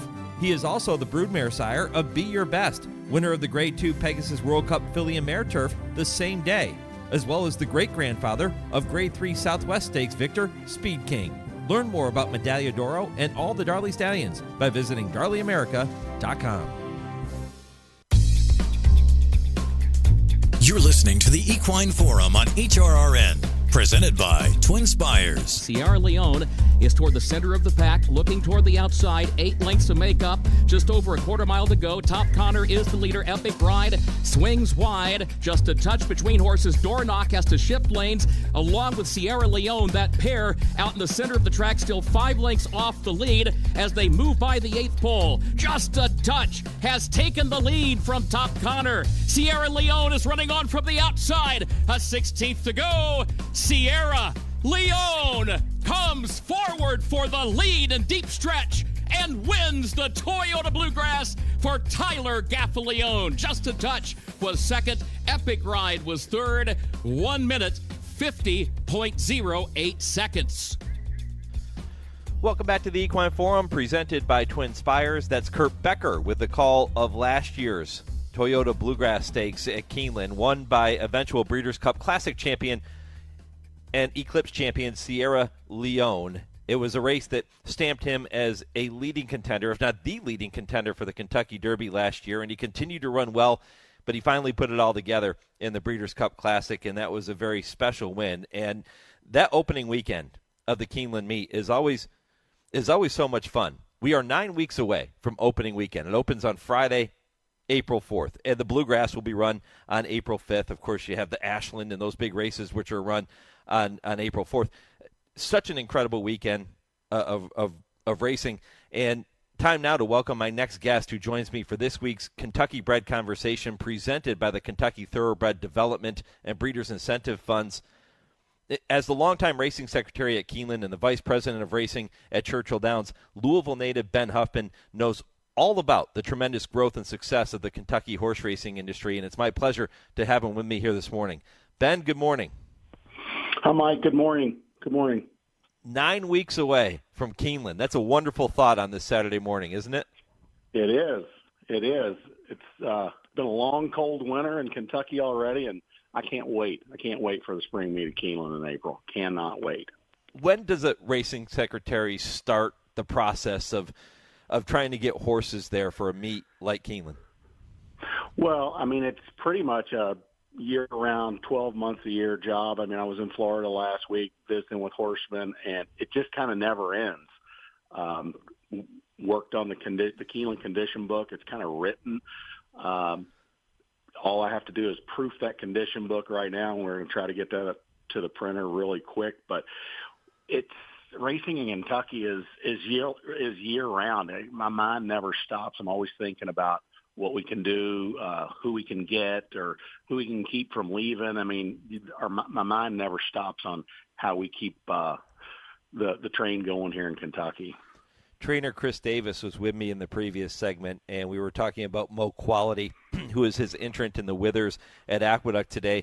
But he was talking about racing in Kentucky as he's stabled there year-round now. And I brought up the money. I remember when $100,000 was the purse for a stakes race. Now it's a maiden special weight race, and it's even higher than that in races in Kentucky. And he was talking about, now the trouble is trying to get stalls. I don't know. He knew you were coming up next. I don't know if he wanted me to put in a plug for him when he said that. I don't know where he was going with that, Ben. A lot of those guys, they all have a few angles, so he would probably try anything. But no, he had a great that particular trainer had a great year last year, and he's had horses in Kentucky since he's had his license, so he'll get stalls. It just depends on how many and where, but he will certainly get stalls. Keeneland is projecting a 10 to 12% purse hike coming up here in 2025. That's incredible. That is incredible. Just the growth of Kentucky racing, racing at Keeneland each meet. It's just the strongest in the country, in my opinion. And it's been fun to be a part of the. It's been fun to just kind of watch these purses rise over the last 5-6 years. And the quality in Kentucky, I would have argued with anybody, our quality for the last I've been doing this a long time, has always been high, but it is definitely the prize money's helping us click up. It just gets stronger and stronger each year. There's no question. What was your first year serving as racing secretary at Keeneland? Probably, 2002 or 2003. It's so long ago I can't remember about that time. That's time. About as long as Todd Pletcher's streak of having a horse in the Kentucky Derby. You have to go back to 2003 to find the last time he did not have one in there. It could be. It's right around there. But it's an absolute pleasure to be the racing secretary at Keeneland, Churchill Downs in Kentucky. Yeah. Do big purses make your job easier or more difficult in some aspects? Well, that's a tough question. Certainly it helps. There's no question. Easy, it's never easy. Still, it doesn't matter what your purse structure is, Mike. Horses are still flesh and blood. They get sick, they get injured, and the purse money doesn't really matter. But when it comes to stall applications and owners and trainers wanting to be in Kentucky, yes, that does help. But it doesn't guarantee anything because, like I said, flesh and blood, these horses are, and as you know, that they can be so fragile. But it definitely, I'd rather be on this end of the purse spectrum than anyone else. There's no question. Yeah, very much so. And there was an article that came out in TDN this past week, and Rick Hiles, who is a board member of the Kentucky Horsemen's Benevolent and Protective Association, the Kentucky HBPA, voiced his concerns about all of the money that's now available to horsemen racing in Kentucky, and that some of that money isn't getting down to the lower level races, the claiming races. And you had some interesting comments in the article. How do you address that issue? Well, I mean, we've talked to Rick about this a lot, and he may have a point. And we're always looking to tweak our purses and change the mix. However, the purses on our claiming races for Kentucky breds, I think last year a 16 claimer at Churchill Downs last fall, a Kentucky bred ran for $55,000. A $40,000, a 40 claiming horse, I think the purse was around 77 or 78,000. So there's also that fine line, Mike, about, if you get the claiming purses too high, some people get upset about that. So we're trying to find the right balance, because if a horse gets injured or something, a lot of folks might think trainers are running their horses for the high purses, and it's a bad look if a horse gets injured, a cheaper type horse with a higher purse. We don't see that or find that in Kentucky, in my opinion. But there is a balance on the claiming purses, there's no doubt. And my point in that article was, we offer plenty of claiming races, lower level claiming races also, lower, mid, high. And those horses are in Kentucky. That's why we write them.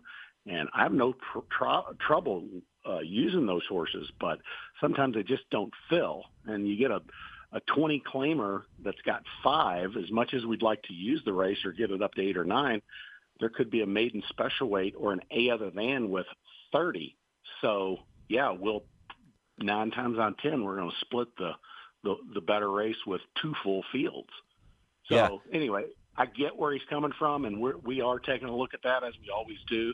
But, it can be, that's a small problem in the grand scheme of things around here. Yeah, but what a great problem to have. Sure, certainly. As opposed to just having all claiming horses on the grounds. Now, because the purses and the money's so good in Kentucky, you have super high quality horses, both on the maiden side and on the allowance side, the stake side, those races are filling so quickly and so well that you're almost forced to split them, right? There's no question about it. And from a racing secretary standpoint at Keeneland, Churchill Downs, when I was a young racing official, I was trained Kentucky, Keeneland, and Churchill is going to be should be the best racing in America. And that was ingrained in me when I was in my early 20s. So when I got these racing secretaries job, that's been my sole goal and focus. I want Kentucky racing to be the best in North America, or if the world for that matter. So that's just naturally how I see things, and that's I want Churchill and Keeneland in the state of Kentucky to be the best. So, but that doesn't mean we don't offer claiming races, and there's plenty of them in the state of Kentucky. And I know all those guys. I was raised with them, and I want those races to go more than they do. That's a fact. When you go out, Ben, and you travel to different racetracks throughout the year, and you talk to horsemen about racing in Kentucky, and you bring up the money. I'm sure you bring up the money. What are some of the things you want them? Some of the key points you always make that you want them to know? Well, first of all, everybody knows about the purse structure now, so I don't even have to bring that up. Everybody knows. And when mostly they're approaching me. But the advice I give people that have never raced here, number one, I always talk about the way of living, the cost of living and the way of living in Kentucky. It's good living. You raise a family in Kentucky. I talk about that first. And then the next thing I get into are the type of horses that we need in Kentucky. We're always on the lookout for dirt horses. That's our toughest category to fill sometimes is dirt horses. And we've had many people over the years apply for stalls, and there are stall applications. The horses on their stall app, they'll have a lot of maiden claiming turf horses and lower level claiming turf horses. And we don't offer those races at Keeneland and Churchill. We just don't. We save the turf course for the better horses by and large. So I'm just letting people know what type of horse can compete. And then every now and then, like a trainer that's wanting to come to Kentucky from out of state, this has been going on for a long time. Do not send your B string or your C string because you're not going to win very many races. If you're coming to Kentucky, you got to bring your A string. So those are some of the topics I talk about. Talking with Ben Huffman, who is the racing secretary at Keeneland. He's held that position since, we'll call it 2002, Ben. And, of course, the vice president of racing at Churchill Downs. Ben, this segment called Kentucky Bred, and I can't think of anybody better to be kicking this off. This is a segment we're going to have for our listeners all the way through the Triple Crown every single week here on the Equine Forum. And as a native of Louisville, as a son of a successful trainer in the late Blackie Huffman, you worked with your dad. You served as his assistant before eventually going on your own direction here. What do you think your dad would say about the amount of money that's available in Kentucky now? Oh gosh, that's a great question. I think he would just kind of grin and chuckle and shake his head in disbelief. Really, I don't think anyone could predicted this even 15 years ago. Certainly not 20, but he would have that sideways grin on his face and just kind of shake his head and then he'd go, I've got to go mow the field. And he'd go get on the lawnmower, the tractor, and think about it all. That's how he operated when he wasn't running a horse. The game is completely different than when you were working with your dad and your dad was training. Outside of the purses, what are some of the positive changes that you've seen over the years with racing in Kentucky specifically? Well, like you said, the purses are great. I think we just do a good job of customer service. I think we treat our horsemen very well, and we're constantly trying to keep our racing surfaces as good as they can possibly be, safe and very good and safe racetracks. And I don't know. I think we hang our hat on in Kentucky. I think we hang our hat on customer service and safety. And I just think racing is getting better, and we're doing better on that front, on the safety aspect. And it's very important, and it's a huge focus of all the tracks in Kentucky to have our racetracks as safe as possible. So, but we could probably talk for hours on all the positives, but that's the one thing I always think of, customer service and safety. I think the other positive is that media star, Abby Huffman. Oh, she's doing, yeah. I think she's carried herself quite well. She really enjoys it, no question. Yeah, I'm so proud. Every time I see her, I'm so happy. At your network. Yeah, I'm so happy to see her. Every time I watch her out there on video and she's doing an interview or talking about the races, I remember when she was first trying to break in and she sat in with us and did some work. And, man, to see where she is today from where she started, I know she's worked her tail off, and I'm so proud of her. It's so great to see. Well, thank you, Mike. She really does a good job, and she loves it, and she's a go-getter. So I really appreciate that. Yeah, more Kentucky Breds here on this. That's right. Kentucky Bred Conversation.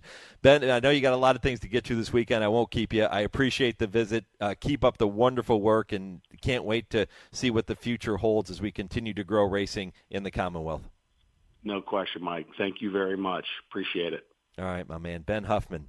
And that is your Kentucky Bred Conversation for this Saturday morning.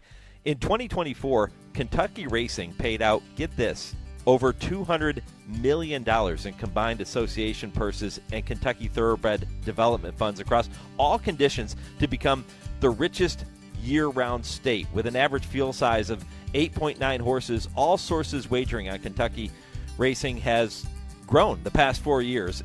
And trust me, we don't plan on slowing down. Kentucky Breds, breed them, raise them, race them. We all win. For more information on racing and breeding in Kentucky, visit KentuckyBreds.com.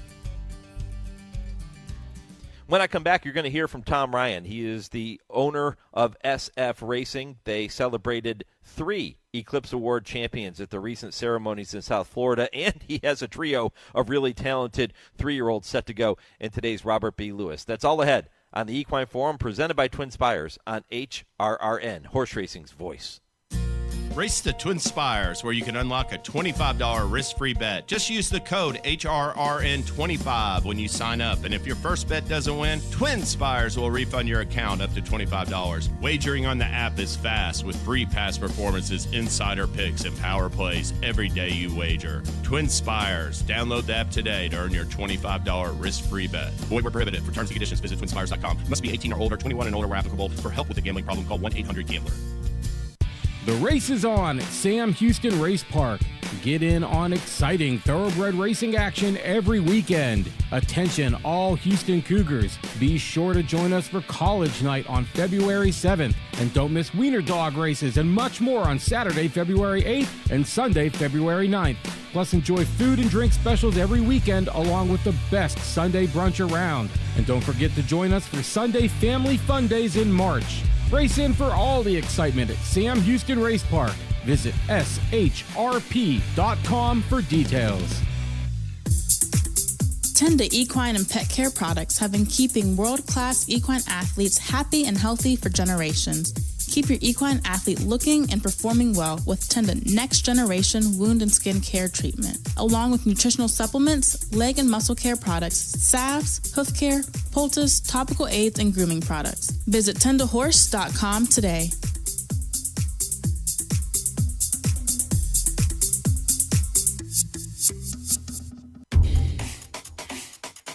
You're listening to the Equine Forum on HRRN, presented by TwinSpires. With a furlong left to go, White Abarrio wanders out in the center of the racetrack. Castle Chaos and post time. It's a one-horse race. National Treasure and Flavian Prat making short work of the competition, devastating them in the Hillendale Metropolitan Handicap. Moira has taken the lead from full count. Felicia Didia trying to close the gap. More like Goddess Beautiful Love. And then comes Cinderella's Dream. They're coming to the finish. And it is Moira. Oh, Canada. Citizen Bull by 2. Gaming is all out second. Getaway car third. Baffert 1, 2, 3 as they come to the finish. It is going to be Citizen Bull and Martin Garcia to win. Welcome back to the Equine Forum, presented by TwinSpires. Mike Penna with you on this Saturday morning. That was Frank Miramati with the call of National Treasure winning the Met Mile, and the announcer Larry Colmus with the call of Moira taking the Breeders' Cup Filly and Mare Turf, and Citizen Bull taking the Breeders' Cup Juvenile. All 3 of those runners owned in partnership along with SF Racing, and all celebrating Eclipse Awards in their respective categories a couple of weeks ago in South Florida. It was a magical night for Tom Ryan and the team at SF Racing and all of those associated with National Treasure, Moira, and Citizen Bull. And looking forward to seeing Citizen Bull back in action later today in the Robert B. Lewis. He joins Rodriguez and Madacat Road as horses owned in partnership by Tom and his team, and looking forward to seeing them strut their stuff later today for Hall of Fame trainer Bob Baffert. Tom is with us now here on the Equine Forum. Tom, good morning. Good morning. How are you? I'm here from Santa Anita. The sun is just starting to peek through here, and we're looking forward to a big day at the Great Race Place.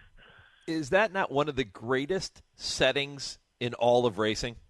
It is the greatest setting in all of racing. It's and it should be protected in every possible way. It's spectacular out here. Horses love it. People love it, and it's a great training ground. We love having our colts out here, and excited to see how these three boys show up today. Yeah, nothing like sitting there at the foothills of those San Gabriel Mountains, watching the horses at Santa Anita, the great race place. Tom, let's start. We'll get to the horses going in the Robert B. Lewis, but let's start with what we saw less than 2 weeks ago in South Florida. I just mentioned National Treasure, Moira, and Citizen Bull, all honored with Eclipse Awards. Congratulations. Thank you very much. It was a very proud night, and it was somewhat fairy tale sort of stuff, really. You know, you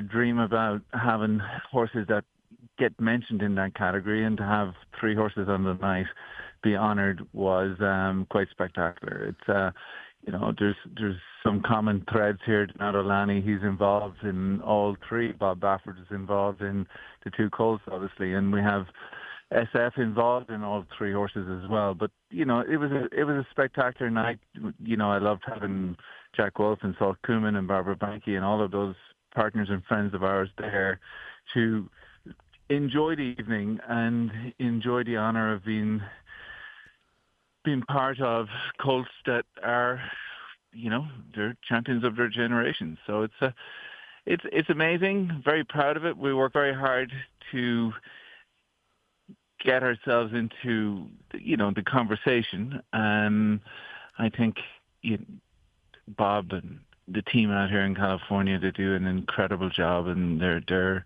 the key to our success without question. And beyond that, then Kevin Attard in Canada did an incredible job with Moira.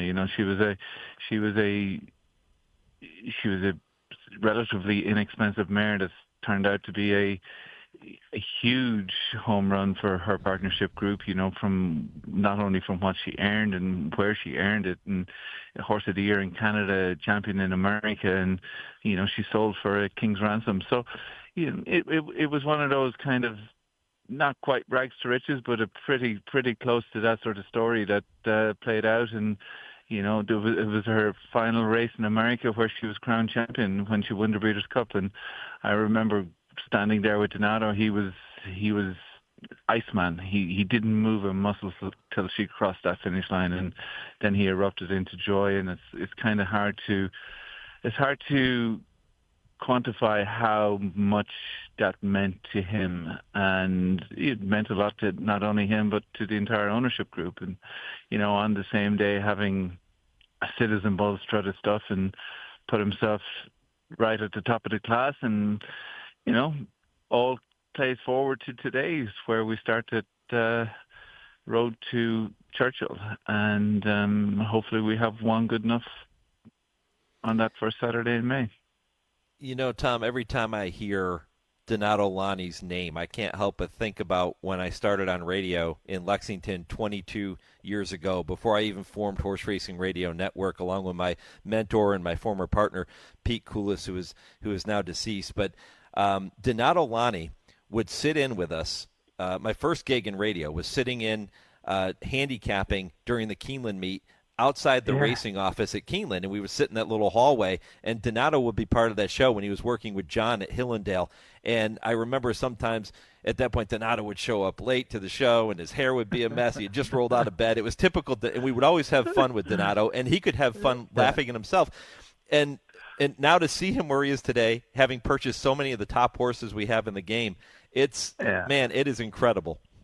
Yeah, no, look, he's a unique talent, and Donato has a lot of redeeming qualities.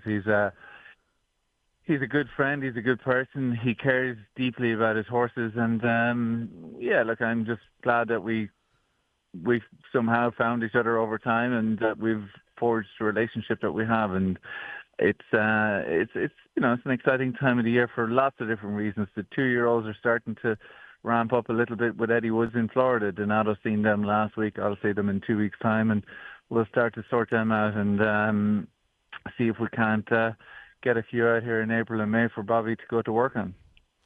How long has Eddie Woods been working with you? All along. You know, Bob was very adamant early doors that Eddie would be the man that would fit right into our program. So we've shared a lot of great success with Eddie, and Eddie is the kind of guy. He's just a consummate horseman in the sense that, you know, if you didn't go down there for 4 months, everything is still under control. Like, he's one of those guys where you don't have to worry. He does the worrying for you. Yeah, it's really good stuff. Tom Ryan, SF Racing, my special guest here on HRRN. All right, Tom, let's talk about the 3 horses set to go in today's Robert B. Lewis. Citizen Bull, we'll start with him. He's the champ, wins the Breeders' Cup Juvenile last time we saw him on November 1st. What are you seeing from him, or what's Bob telling you about him as he prepares for his 3-year-old debut? Yeah, well, I just arrived here last night, and the first thing I went down through the barn, I went down to a stall, and he made his presence felt immediately. You know, he's one of those front of stall horses where he just came right out, and he's like, you can just tell by that attitude he's feeling good. He's had a couple of strong and good works in him. Look, there is an argument to be made that he hasn't run since November, but I will say the works that he's had since November have been striking. So I feel pretty good. You know, sometimes in these short fields, it's hard to know exactly how things will shake out, especially when you're playing the break. But he's well, and I think it's also good to have Martin back in to ride him. He's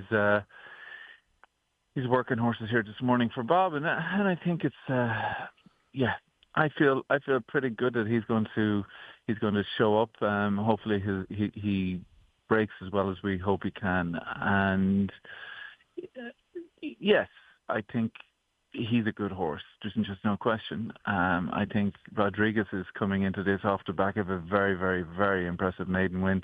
He's a May 20th foal. He's a big, growthy horse that's, you know, and it's good that these horses are changing and developing at this time of the year. That's exactly what you want to see. And he's doing all of that. But whilst he's growing and changing, he's also training incredibly well, working very well, has a huge appetite for the sport, and seems to have a big heart and a good mind. So he certainly wouldn't be surprised if he put on a show either. And then Maddocat Road, you know, he's a very good colt. He hasn't done anything wrong, and he has a slightly different running style, which, you know, when you've got 3 in a race, you don't want them all to be vying for the lead at the same time. And I wouldn't underestimate him either. You know, he's a horse he's actually an SF bred. He's a colt that we bred, and we're always very careful if we're buying one of our own for our own partnership. It's just, you want to feel very confident. And he feels to me like he's got the right kind of gears. He's got the right kind of mind. He's out of a good fast mare, and he's a quality road. So I think, you know, at the end of the day, this is a trial race or a prep or whatever you want to call it, and we need to get runs into them. We need them to get fitness out of it and experience out of it. We need to work out their running styles. We need to work out their trips and all of that. And I think today is a day to do that. But hopefully we manage to get the W one way or another and move on to the next phase. Tom, there are so many owners that would love to be in your position, and I think would strive to be in your position right now. When you and your team go to a horse sale and you're looking at young horses to purchase for your partnerships, what are some of the boxes that those horses have to check before you even begin to think about adding them to the roster? Yeah, we work extensively off sire power. Sire power is very important to us. Like, we'll identify 1 or 2 first season sires that we have a high degree of confidence in annually to to look at their stock. But typically, we're big Quality Road or Into Mischief or we bought 4 Justifies and 4 Nyquist last season. So like those horses are, they're starring stakes winners at a rate of anywhere between 8 and 12%. So. And we have a lot of visibility into whether they can get 2 turns or what style of horse they are. So that's our focus. Our focus is, we narrow down a list, myself and Donato, separately, and then we commingle that list, and Donato puts it in front of Bob, and we let him work his magic, because it's important. Bob has to train these horses, so Bob's final word is very important. And, as good a trainer of an animal as Bob is, I think his ability to identify a good racehorse is maybe on par. Tom, you have another talented 3-year-old in the barn named Getaway Car, who was second in the Los Al Futurity last time we saw him. Hasn't made his 3-year-old debut yet. What can you tell me about him? Yeah, worked well this morning. He's well. He's either going to head to Sunland or to Saudi, one or the other. He's going to start with S anyway. That's what we think at this point. He's a dependable horse. He shows up every time. He's grown. He's developed. He's matured. He's a nice colt and sitting on a deep bench of horses. So we'll see where he finds himself. Romanesque is kind of in the same mold. We need to work out if he's going to be able to work himself into the picture or not.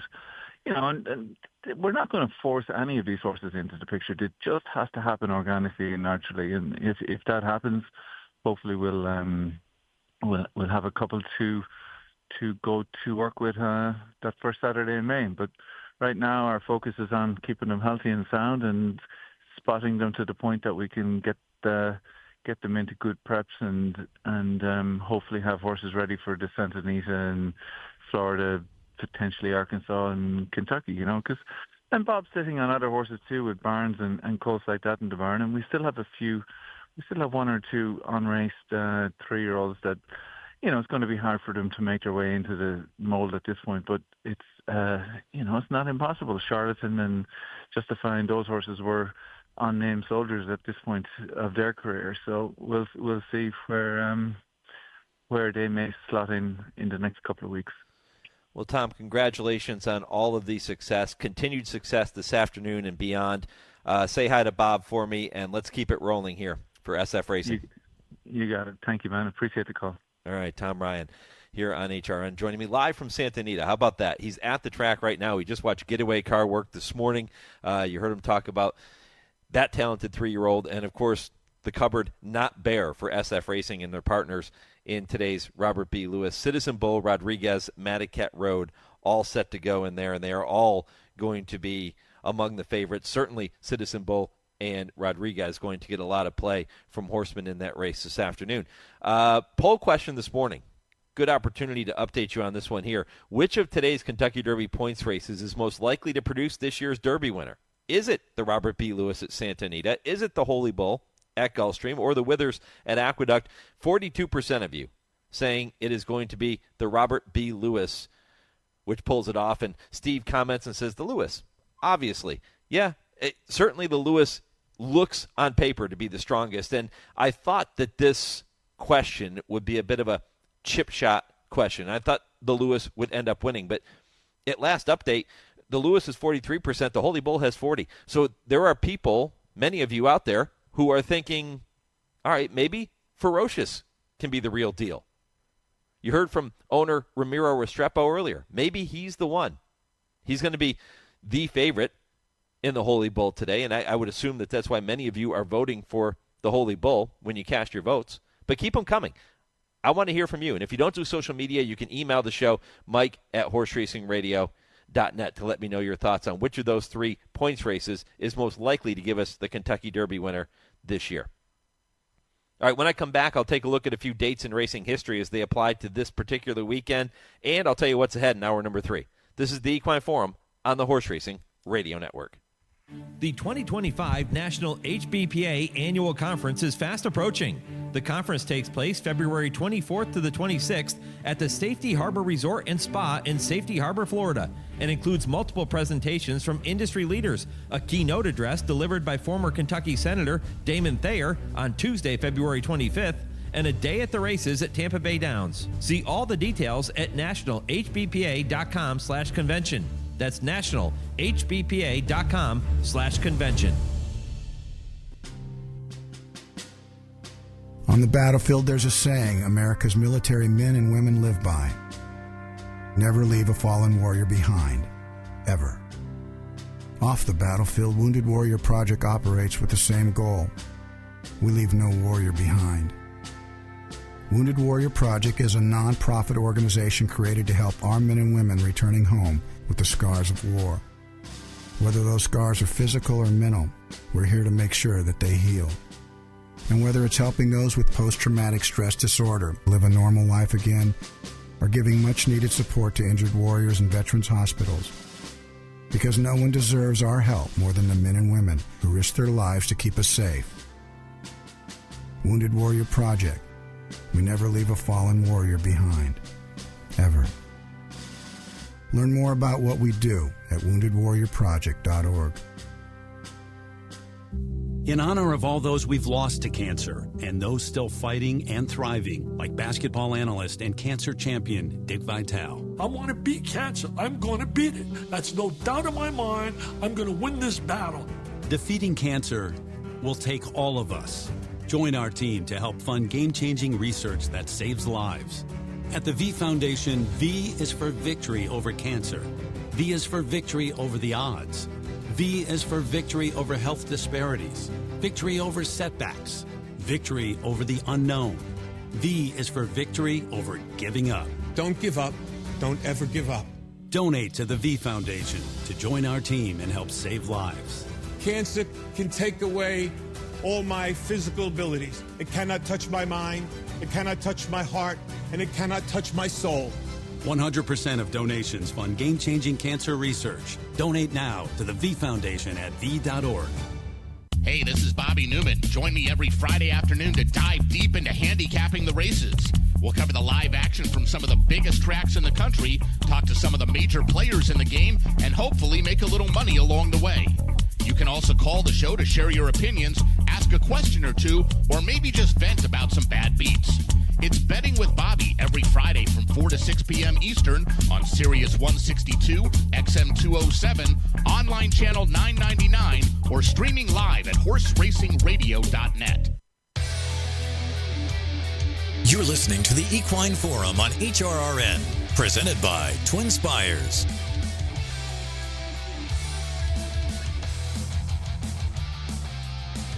Welcome back to the Equine Forum, presented by TwinSpires. 2 hours just about in the books, 1 hour still to come, and that includes Joe Christofek with the TwinSpires Triple Play. Check that, James Scully with the TwinSpires Triple Play. Joe was with me last week. James is with me this week. You're going to want to stay tuned for what he has to say coming up here shortly. Kurt Becker, Stroll Through Racing History at 10:20. Dale and Tim with I Ask, They Answer at 10:30 Eastern, and I'll tell you about a couple of the topics I'll dive into with them right after we take a look at some dates in racing history as they apply to this weekend. Not a whole lot to tell you about today and tomorrow, but Monday, February 3rd, 1989 is when apprentice jockey Nate Hubbard hung on for second, literally, when his horse Sweetwater Oak stumbled near the finish line at Golden Gate Fields and flipped the rider out of his saddle. As he tumbled forward, Hubbard grabbed onto the filly's neck and hung in midair until the race was over.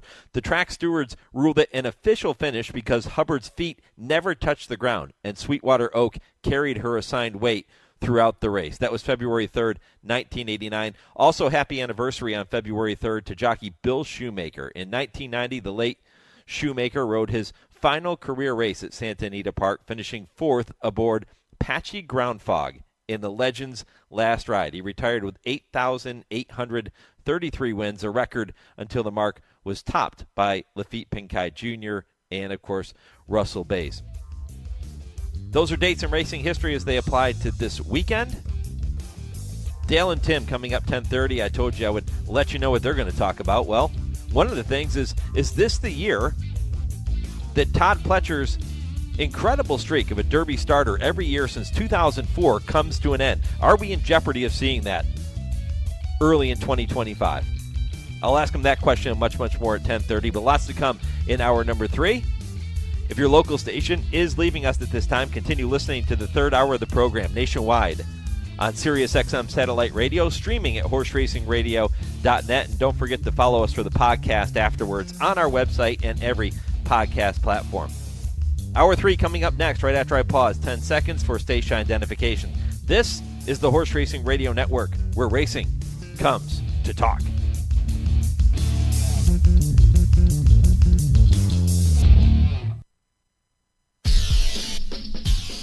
This is HRRN, horse racing's voice. Barbaro reaches for the final furlong, and Barbaro leads by a length and a half. Great Point is charging from the back of the pack. Barbaro is in front. Great Point tries to pass them all, but he can't pass Barbaro. The Holy Bull Stakes goes to Barbaro. Coming to the final 16. Our Brain Trust, Not That Brady, and Tex on the inside. The three of them across the track. Tex on the inside. Our Brain Trust, Not That Brady, fights on between those two. These three coming down to the line in the winners, and Tex does it. Tex by a head on the wire. Welcome to the Equine Forum, presented by TwinSpires. And now there's a clear path for Catherine Sophia, who comes up alongside of Ballet Diva and Island Saint. And with 1/8 of a mile to go, Catherine Sophia has taken charge. And it just doesn't matter what happened earlier in this race because she's much the best.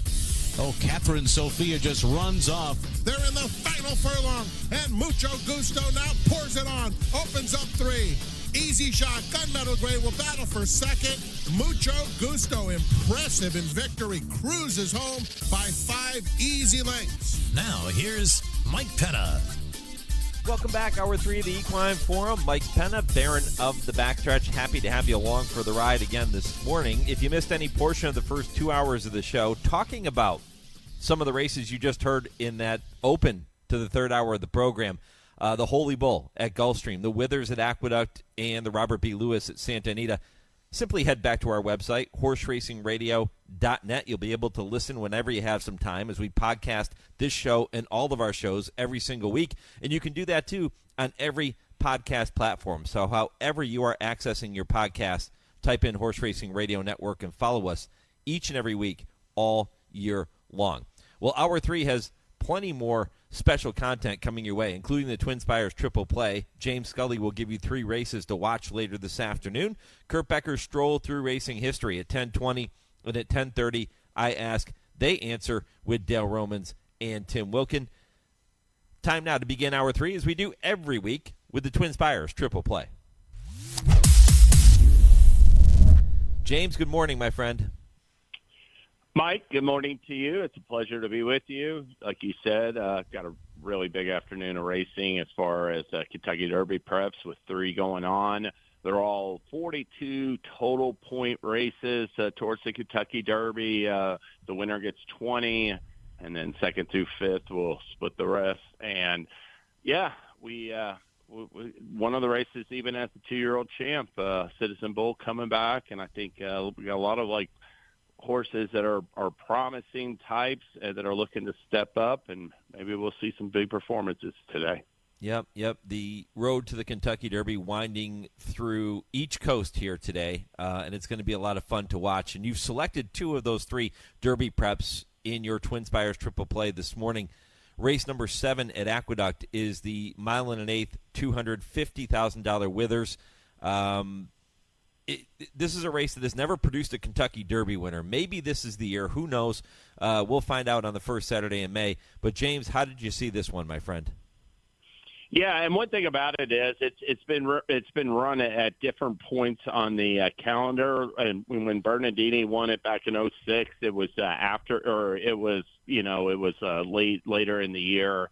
And it was a prep for the Preakness for him. And then early voting won it, too. So it has produced a pair of Preakness winners. I'll tell you, Mike, we have a field where it's going to be one of these horses looking to keep step up, but don't have any stakes winners in here. We do have the Jerome runner-up, Omaha, He's more of a late runner. We got Captain Cook, who's the 5-2 morning line favorite off a 9.5 maiden win in the slop. But I landed on number 5, Mo Quality. And he's the 3-1 co-second choice on David Aragona's morning line. I hope I get that odds because I do think that this is a colt that still has upside for Christopher Davis. I really liked his first performance. He ran into Colt Touchy at Keeneland that, was multiple graded stakes plays, and he dropped into that, was odds on, and won it nicely. But Mo Quality blew the break that day. He rallied to be a good second, and then he came back and recorded a front-running win on November 23rd at Churchill Downs. To me, he looked like a son of Motown who's, by Uncle Mo. Is going to keep moving forward at longer distances. And he stretched out to a mile and 16th in the January 4th Smarty Jones at Equine, and really just sort of settled a couple lengths, at least a length and a half back early on in third. And Cole Battle really took advantage of a moderate pace. And I take nothing away from Cole Battle. Cole Battle was coming off a win in the Springboard Mile over Speed King, who just won the Grade 3 Southwest last week. And while I doubt Cole Battle or Speed King at classic distances this spring, I do think at this point in time at a mile or mile and 16, they're both really good horses. So I just thought Cole Battle just had everything his own way that day. Mo Quality, I thought, tried hard, finished second. The horse that ran third came right back and won his next start. And Christopher Davis talked about in the quotes leading up this race that he was disappointed that he settled off the pace. He was training so forwardly. He expected to be on the engine, and he expects him to show more speed in here. And I think Kendrick Carmouche is going to do just that. He's going to send Mo Quality to the front. He'll either, be showing the way or be right there next to the early leader. And I think that, just looking at the way he's built, and his female family, he's out of a quality road mare, but the next two broodmare sires, Aftermarket and Old Trieste, really good stamina influences, and all the really accomplished runners in there, the female family are two-turn route types. So I think Mo Quality has something going for him. Second route start, going to be a more forward trip today, and I like him to win the Withers. James, when it's all said and done, shortly after 3:46 Eastern Time, which is post time for the Withers, whether it's Mo Quality or somebody else, do you think we're going to be talking about the winner being a legitimate Kentucky Derby contender, or is this a group that looks like it could be just a notch below no matter who wins it? Yes, I the second, a notch below. These horses have a lot to show. One thing about them, they're all lightly raced, and it's relatively, for the most part, they're all lightly raced and early in their developmental phase. But I think the better 3-year-olds are being aimed towards races in other locales at this time of year. So, you expect the Withers to be at least a little bit of a notch below.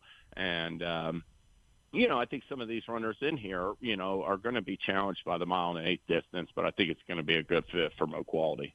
All right, number 5, Mo Quality, James's top pick in race number 7 at Aqueduct, the Withers, 3-1 on the morning line. The second leg you've chosen for the TwinSpires triple play is race 11 at Gulfstream. That is the Grade 3 Holy Bull, purse of $265,000, mile and a 16th on the main track. How'd you see that race? Well, I like number 3 Tappan Street for Brad Cox stepping up in the stakes company. And, one thing about this field, the horse with the most proven class is obviously Ferocious. He's 9-5 favorite. He is adding blinkers off a trouble trip where he's too far back in that Juvenile. But he's never shown the speed or quickness, Mike, to, be setting the pace. And I just think Tappan Street has a lot more natural quickness. And what I like about this colt is that in that maiden race at Gulfstream, it was his career debut on December 28th, going 7 furlongs. He showed speed from the gate, and horse to his inside, Bob Moe beat him to lead and got clear. And he was in between horses, dueling down the backstretch. And when they went in the far turn, Lee Sias put him to a full drive going into the turn, midway on the turn, it didn't look like he was advancing. And once he turned into a stretch, I thought he just basically put his body down and went after that pace setter and put him away in deep stretch. And, I think that was a hard race, a hard, tough, courageous performance on his part. And I think those are the kind of races that talented types will improve significantly upon. Obviously, this is $1 million 2-year-old at training purchase by Into Mischief, who sired a pair of Derby winners. He's out of a mare by Distorted Humor. Distorted Humor is the broodmare sire, late great Arrogate, top sire now Constitution. But he's even, he's got, he's the broodmare sire, Citizen Bull, who was a 2-year-old champ, and Sandman, who was a good second in the Southwest. So he's got some good 3-year-olds on the Derby trail, and I think Tappan Street is ready to step up. I think Brad Cox had a bunch of talented 2-year-old males and females last year. The females obviously came along quicker. He had a bunch of graded stakes winner and the champion immersive. But these 2-year-old males of his have been coming on. He had Rapture, a big maiden winner last week, and I think Tappan Street's going to step up. One thing about the pace is that there is some speed to the outside, but he's going to be forwardly placed with Luis Saez. Luis Saez was up on Tappan Street in his debut, and he has ridden Guns Loaded, who's coming off a win in the Mucho Macho Man, all 3 starts. So he's opting for the Tappan Street. And, I like I said, I hope I get at least 3-1 on him, too, just like Mo Quality. He is the third choice in this race behind Ferocious and Guns Loaded. Yep, post time for the race named in honor of the greatest racehorse of all time, Holy Bull, 5:13 Eastern, 2:13 for those of you tuning in on the West Coast. James, one more to talk. I was fortunate to be at the 96 Travers, and it left like goosebumps, on my arms. It was one of the most thrilling performances I ever saw. 94 Travers. 94 Travers. Yeah, what was I thinking? Sorry. Yep, 94 Travers. Yeah, I mean, obviously everybody that listens to this program knows that Holy Bull is my all-time favorite horse, and he was special. It would have been great to see him and Cigar have that rivalry. Oh, yeah, exactly. It was such a shame he broke down in the dawn. But, he gets so much credit for that Travers performance, but he came back in the Woodward next out and just crushed a really, he beat a good field of older horses that day. So when he was at the top of his game, he was great. Yeah, he certainly was. And we remember him today at Gulfstream Park, and that is the second leg of the TwinSpires Triple Play that James has selected. The final leg, James, race number 6 at Santa Anita, the Grade 3 Megahertz. Whole different scenario here. This one is for the older fillies and mares, 4-year-olds and up, mile on the turf. Interesting race. How'd you see it? Yeah, the Bob Lewis, the Robert B. Lewis is earlier on the card. It only has 5 horses, but this late Pick 5 sequence really has some good races. I'm going to take a swing at it. They have a turf, 3 that has starts in race 6 at 6, 8, and 10, and this is a field where number 6 Mahina is a filly that was coming along for Patty Gallagher. Basically last year, after she broke her maiden early in the year and won like the starter allowance, she was going through she only made a couple more starts before hitting the sidelines for, like a couple month break. And when she came back, she really progressed, I thought, turning a really good performance to win a allowance 3 starts back in October at a mile distance. And Patty Gallagher stretched her out to 1 mile 3/8 and 1 mile 1/8 in her next 2 starts. She ran okay for 4th at 1 mile 3/8, which was beyond her best scope. But I loved her effort last time in the Robert J. Frankel, Grade 3 Robert J. Frankel, finishing a nose second that day. And I love the cutback at distance. I think she's really coming into her best form. Like I said, she's got all 4 of her wins have come at a mile, and I think she's going to be set for a top effort. I like the addition as well of, basically he retakes the mount of Barrios, Hector Barrios. He's such a terrific turf rider. So I like Mahina in race 6, the Megahertz. All right, let's recap James Scully's 3 races in the TwinSpires Triple Play. Aqueduct Race 7, the Withers. He'll go with number 5, Mo Quality, at 3-1 on the morning line. The Holy Bull Stakes at Gulfstream, race 11. He'll take number 3, Tappan Street, at 3-1. And in race 6 at Santa Anita, the Megahertz, number 6, Mahina, the top pick, at 5-1. James, before I let you go, I'm quite certain that there are several opportunities for horse players to take advantage of some really cool offers at TwinSpires this weekend. So what's going on? Yes, if you're playing the races online or on mobile or on this weekend, go to TwinSpires. We have got a 15% profit boost on all the races on today's card, Holy Bull Day, for win, exacta, trifecta, and superfecta wagers. We have other promos for Oaklawn Park. We've got a great hit it and split it on the late pick 5 at Gulfstream on Sunday. And like I said, a bunch of tracks. Make sure you opt in. And if you're like to play tournaments, we have got a great offer. We have if you go to our tournaments tab, you can see our details and schedule. We have multiple tournaments today. And, lots of different tracks and different size bankrolls. So go to TwinSpires.com and check us out. All right, James Scully, appreciate it, my man. Good luck with those selections and all the races you're going to be playing this weekend. Thanks so much, Mike. Always enjoyed joining you. And remember to bet all of those races and every race you're going to bet this weekend with TwinSpires. When I come back, Kurt Becker takes you on his weekly stroll through racing history. And still to come, Dale Romans and Tim Wilkin with this week's edition of I Ask, They Answer. This is the Equine Forum, presented by TwinSpires on HRRN. Race to TwinSpires, where you can unlock a $25 risk-free bet. Just use the code HRRN25 when you sign up. And if your first bet doesn't win, TwinSpires will refund your account up to $25. Wagering on the app is fast with free past performances, insider picks, and power plays every day you wager. TwinSpires. Download the app today to earn your $25 risk-free bet. Void where prohibited. For terms and conditions, visit TwinSpires.com. Must be 18 or older, 21 and older where applicable. For help with a gambling problem, call 1-800-GAMBLER. Are you looking for a safe racehorse ownership experience? One that's simple, affordable, fun, and engaging? Being part of this type of racehorse ownership group is easier than you might think. Finding an ownership group driven to cultivate a caring environment both inside and outside of the organization helps ensure your enjoyment. When making the leap to racehorse ownership, it's important to align yourself with a group willing to provide a personalized ownership experience that delivers real value through proactive information and genuine support.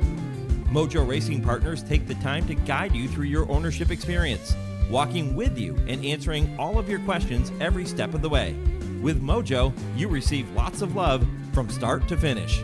If you've ever thought about taking the next step from the rail to the owner's box, Mojo would like to talk to you. Owning a competitive racehorse gives you a thrill like no other. And it's Stormister getting his second win and charging through for Danny Sorensen. Since 2006, Mojo Racing Partners has customized affordable racehorse ownership groups to help people experience this excitement. She's for you, home and front. For as low as $41 a month, you can be part of Mojo's winning connections. Get your Mojo working by visiting MojoRacingPartners.com. Thursday evenings, 6 to 7 p.m. Eastern, is the Brisnet.com call-in show.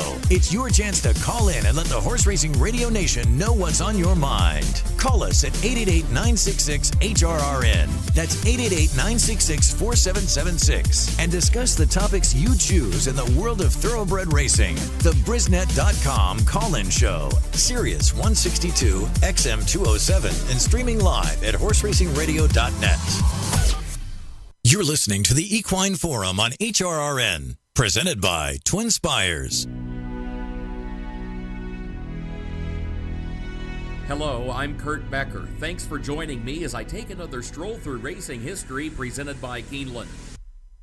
She won an Academy Award as a child actress in the 1940s, and she later enjoyed a fruitful acting career as an adult, thanks in part to a horse racing-themed movie. Her name, Margaret O'Brien.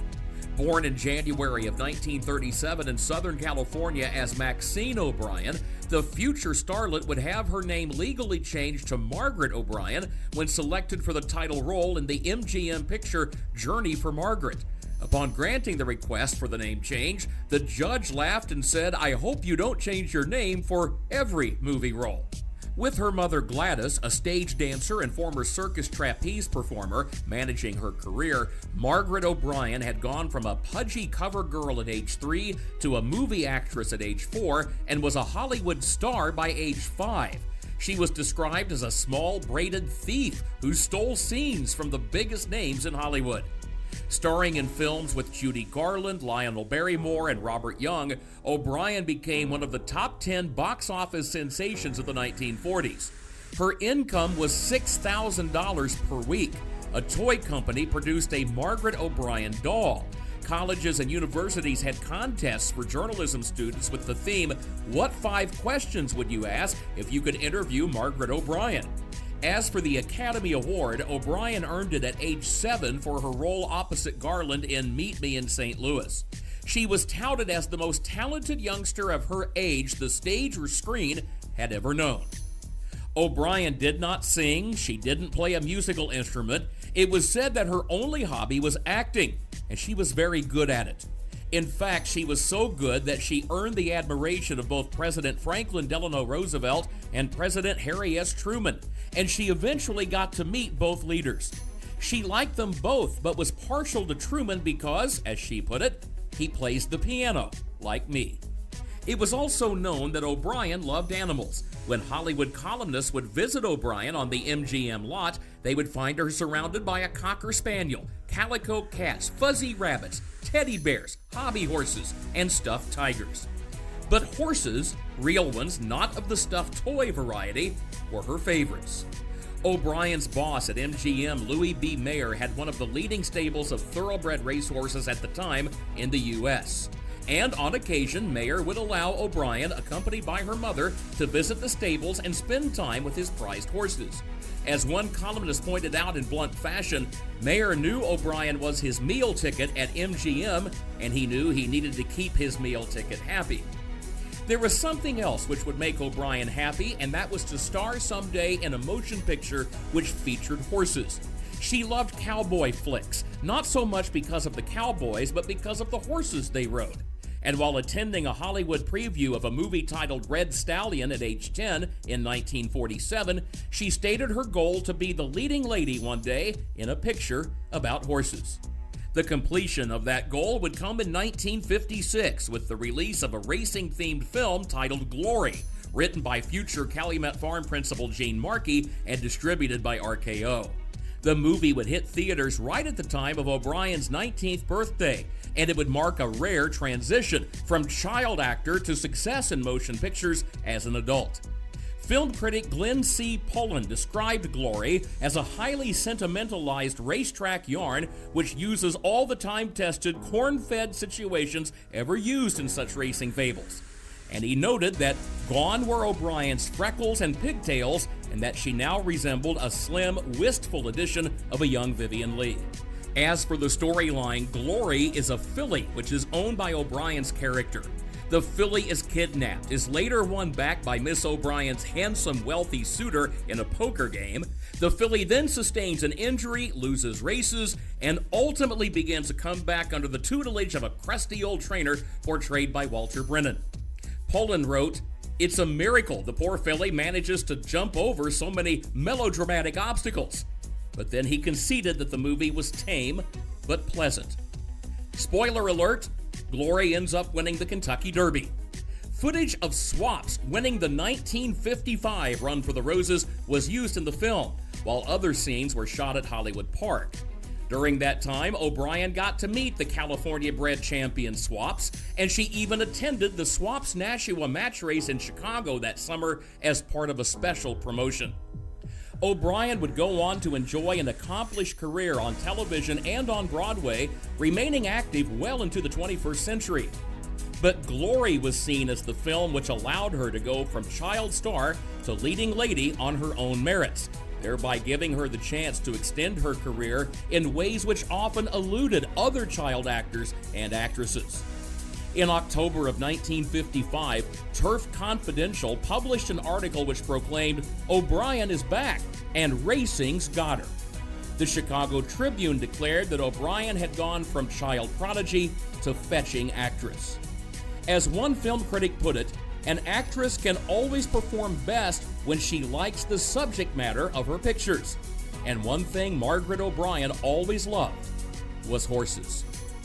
Please join me again next week when I take another stroll through racing history presented by Keeneland. For HRRN, I'm Kurt Becker. Great stuff from Kurt Becker. If you missed it, check out the podcast on our website. And don't miss our Betting with Bobby show every Friday from 4 to 6 Eastern. I Ask, They Answer with Dale and Tim. Coming up next, this is the Equine Forum, presented by TwinSpires on HRRN. This is HRRN, horse racing's voice.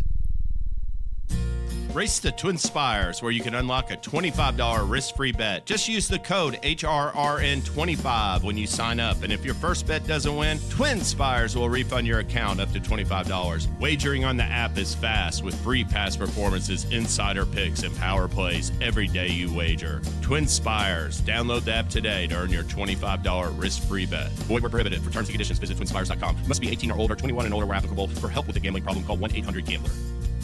A two-time Grade 1 winner at Saratoga with nearly $2.5 million in earnings, and one of the best sons of Super Sire, Gunrunner. And it is Gunite, and he's going to win the 117th running of the hopeful. Gunite is maintaining the lead, and he will defeat Elite Power in the Forgo. Gunite posted 9 triple-digit buyers, won 9 races, and hit the board in 19 of 21 starts. Precocious, fast, durable, and tough. Call the team at Ashford today to book your mare. The race is on at Sam Houston Race Park. Get in on exciting thoroughbred racing action every weekend. Attention all Houston Cougars. Be sure to join us for College Night on February 7th. And don't miss Wiener Dog races and much more on Saturday, February 8th and Sunday, February 9th. Plus enjoy food and drink specials every weekend along with the best Sunday brunch around. And don't forget to join us for Sunday Family Fun Days in March. Race in for all the excitement at Sam Houston Race Park. Visit shrp.com for details. The championship meet is back at Gulfstream Park. Come to Hallandale Beach and experience the best in live racing action Thursday through Sunday, plus an expanded event schedule. Join us trackside at the Carousel Club or head upstairs to 10 Palms Restaurant with an elevated view of the track. Enjoy the world's best horses, trainers, and jockeys as they compete all winter long. For stake schedules, reservations, and more, head to GulfstreamPark.com. This is I Ask, They Answer on the Equine Forum on HRRN.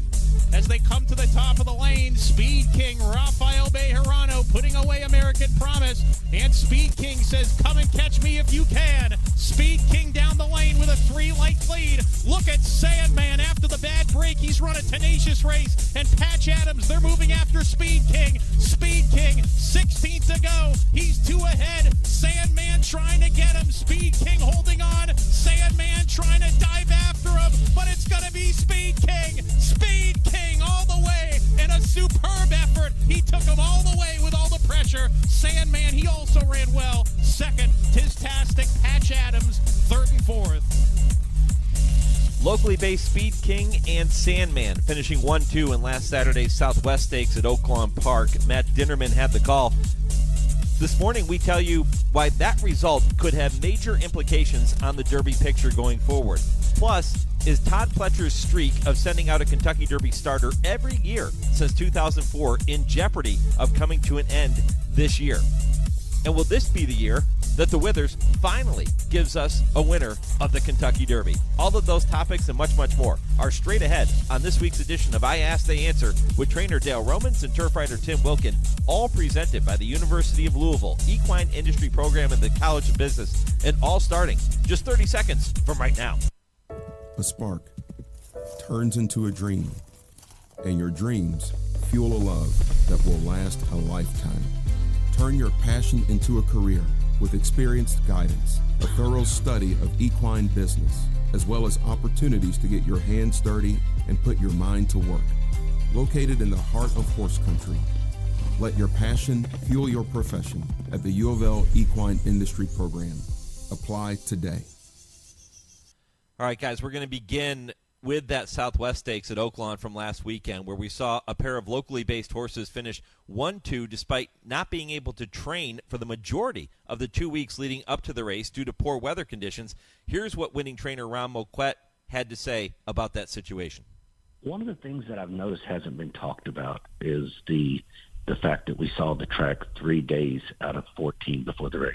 Think about that. You're on your routine, and routine is very important to horses, especially trainers. We had to jog in the shed row 9 days while other horses from Palmettos and Santa Anita and whatever were able to train like normal. So the top 2 finishers were in the same spot. We were here. We dealt with a huge snowstorm and ice storm, and the track froze. And we didn't get on the track. Finally, after 11 days, I think, we got on the track. Thank goodness for Oaklawn management opening the track up in the afternoon during races because it kept freezing at night. And they let us train 2 days before the race. So I got to jog 1, gallop on 1 day, and I got to go to 7/8 pole and gallop off the day before. And that was the only time we'd been to the track since our workout. Interesting comments from Ramiro Restrepo. Is there a case to be made, guys, that horses such as Speed King and Sandman, along with other horses now getting back into action at Oaklawn, will be even more dangerous in their next start as they continue to gain fitness? Dale, what do you think? Sounds to me like we're all overtraining the way those two ran. Yeah. They both ran great races, and you know, you can get away with it for a week or so, but if you get much more than that, I think you got a problem. And we've talked about the issues that horses have shipping from cold weather to warm, and that's one of the reasons. So it does make both those horses big races much more impressive, and I think they're both horses to contend with down the road. How much fitness does a horse lose when you can't go to the track for almost 2 weeks? Well, again, it's all about who the horse is. I mean, Michael Jordan could probably lay on his couch and go out and score 40, but Charles Barkley would probably bulk up a little bit. It depends on the horse. And both those horses are obviously great athletes, and they could handle it. But you get some big, burly horses that just look at their feet up and gain weight. They need to train more. Tim, what do you think? You know, watching that race, the Southwest, I mean, you looked at Speaking when he galloped out, he looked like he had a heck of a lot left. He looked like he was in great shape. It doesn't come down to the individual horse and what they can do, like Dale said. You know, you look at the work pattern because of the weather. Sandman had 2 since New Year's Eve, and Sandman was second, and Speed King also had 2. You look at some of the other horses who were running this week. I mean, Citizen Bulls had 7 works. Kinetic Control for Dale had 6. Ferocious had 3. Yeah, it's not ideal when you can't train. You do the best you can with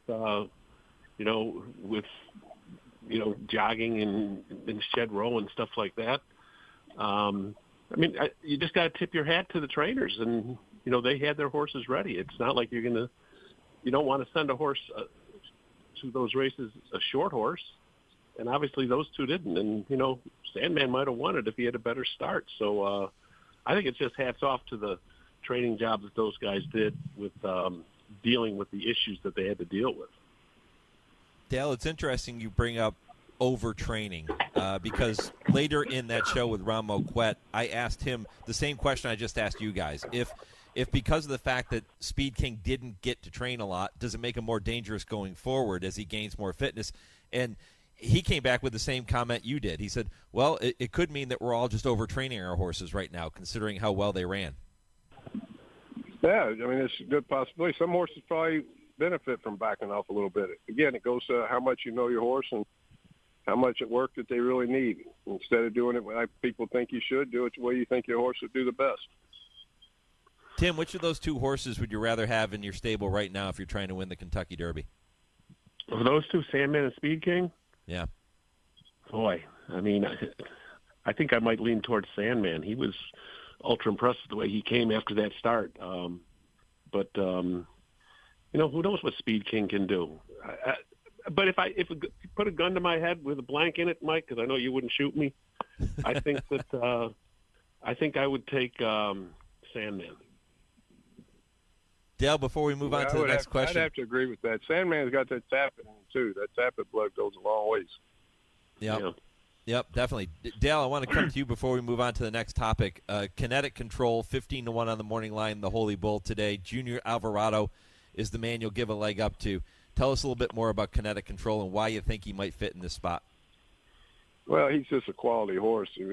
All of his races but one, the one at Keeneland, are quality races. He ran very well. I keep preaching about it. Not this time. You can't beat them. They're good horses. And he's made the turn from his maiden race. He's actually flourished down here. I know he has to step up and run the best he's ever run, but I think he's capable of competing with these horses. But we always talk about this is the time of year they change. You need to if you think you got a horse that can make the Derby, you got to get on the Derby trail and get some points. And I think he's going to run really big at 15-1. Last weekend, one of our listeners submitted a question for us. He wanted to have you talk about Coppola. It's his favorite horse in training, and I think he had to be pleased with what he saw last weekend too. Yeah, we talked about Coppola last week. Coppola is a special horse. I mean, I've never in my life had a horse go 42 and change, much less go 42 and keep him on going. And like we talked about last week, he's getting a following. People are starting to recognize what a fun horse he is. Yeah. Well, again, how did Coppola come out of that? He came out of it good. He went around there today, and Tammy came off of him and said he had her sweating out there.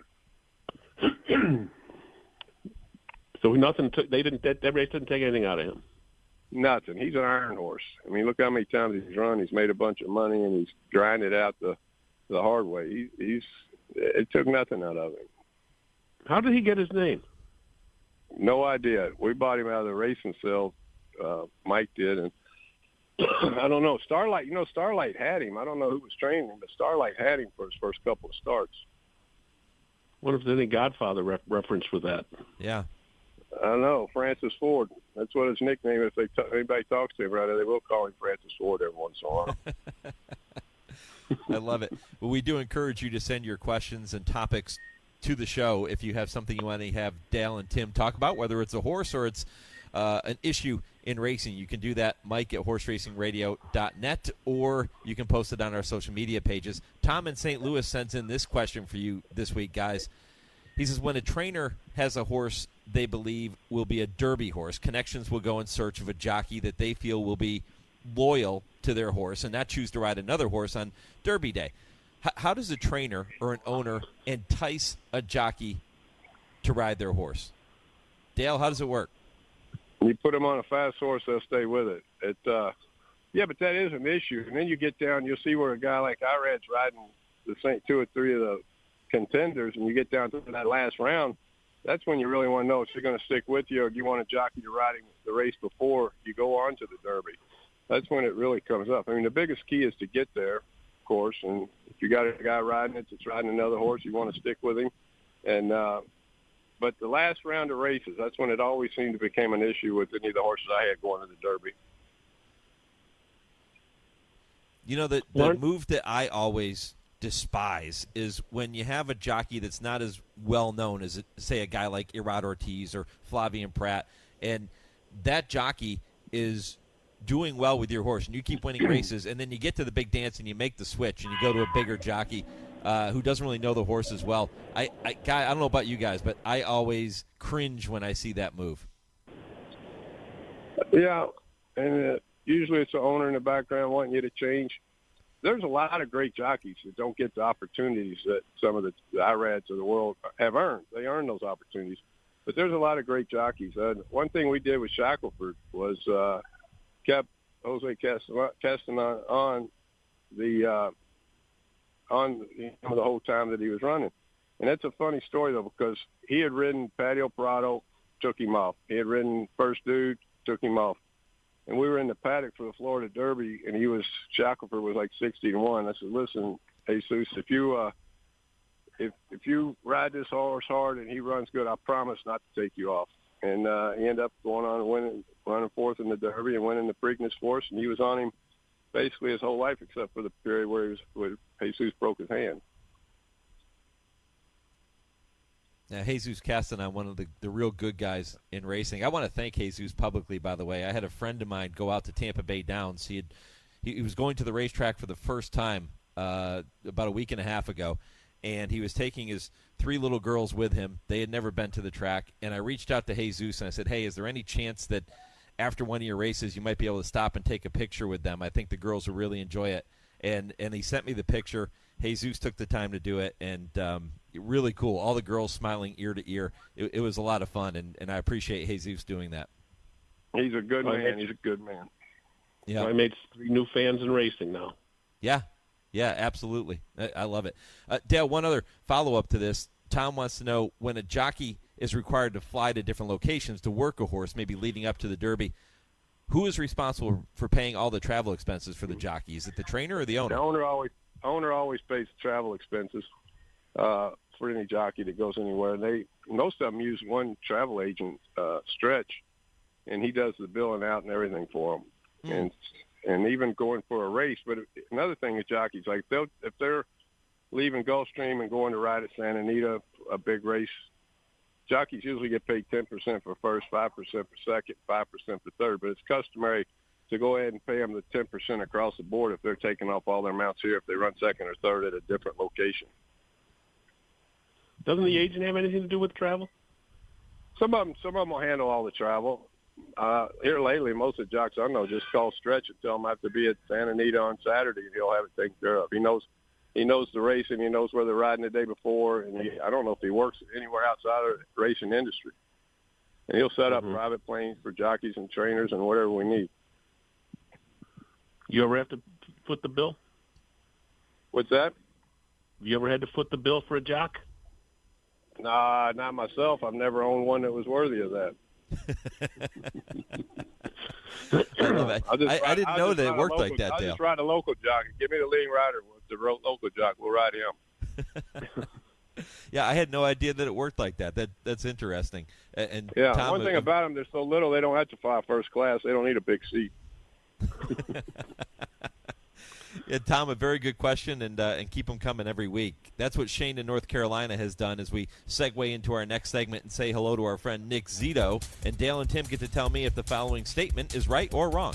Yeah, right or wrong. Am I right? What do you think? Right or wrong? All right, let's find out. Nikki, again, Shane in North Carolina says Hall of Fame trainer Todd Pletcher is among the most prolific trainers in the history of the Kentucky Derby. You have to go all the way back to 2003 to find a Derby in which Pletcher did not have a horse in the starting gate. His list of potential Derby horses this year appears to be on the light side, and Shane says Pletcher's amazing streak of Derby starters will come to an end here in 2025. Is he right or wrong? What do you think? Right or wrong? Tim, what do you think? Shane, let's pump the brakes on this one. I think he's wrong. Todd Pletcher is one of the most outstanding trainers of the game in modern times, and it's not like the cupboard is bare. He's had, when you go back earlier this month, he had 2 horses that won 3-year-old races at Gulfstream. One was Grande, another one was River Thames, a New York bred. And the River Thames said he won that race by 4 3/4 lengths and tied for second with the highest buyer for 3-year-old this year. I mean, I think he's got a future. And he's got a horse named Tip Top Thomas, who was second behind Chancellor McPatrick in the Champagne. He just had his first work since the Champagne. Todd Pletcher is going to have a horse in the Kentucky Derby. I would bet money on that. Remember a horse he had a couple years ago named Charge It? He didn't debut until early January 2022. Then he broke his maiden. Then he ran again on February 12th. Then he was second in the Florida Derby and ended up going to the Kentucky Derby. No one had heard of Charge It before the beginning of January. Todd Pletcher has always had a history of debuting 3-year-olds this time of year, and I'm more than convinced it's going to happen again for him. I don't know if he's going to win the Kentucky Derby. Always dreaming of just won an allowance race at this time of his 3-year-old year, and nobody knew much about him. Yeah, I'm going with you. I say you're wrong. I say Todd will have something in there. It's hard to imagine that he would not. And what a streak, guys, going all the way back to 2004 and 2003, the last time he didn't have a horse in the starting gate. Put that into perspective for me here for a minute. Dale, how incredible is that streak? It's pretty incredible. I mean, it ranks up there with his mentor, Wayne Lucas. I don't know how many years he had him consecutive, but it was a lot. And you figure back then, there's between 20 and 30,000 foals born a year. 20 make it to the starting gate. You end up with one of the 20 for 20 straight years. That's a pretty big deal. Out of 65 starters in his career in the Kentucky Derby, the most of anybody. Only 2 wins, but he's always well represented. Yeah, you have to think he'll find a way to get one there this year as well. Shane, appreciate the question. We'll bring back Right or Wrong and Nick Zito for that segment next week. But one more topic to get to. And, guys, I thought we'd play a few rounds of Complete This Sentence to wind down the show here. There are some notable things taking place in racing this weekend. You have Breeders' Cup Juvenile winner and 2-year-old champion Citizen Bull making his 3-year-old debut in today's Robert B. Lewis at Santa Anita. Complete the sentence for me. His return will be what, Tim Wilkin? His return will be, I don't know. I'm really going out on a limb on that one, aren't I? Historically, since the point system came in the Kentucky Derby in 2013, there's been 12 Breeders' Cup Juvenile winners that have, they've run. So, how many of them have won their first start of the following year? 3.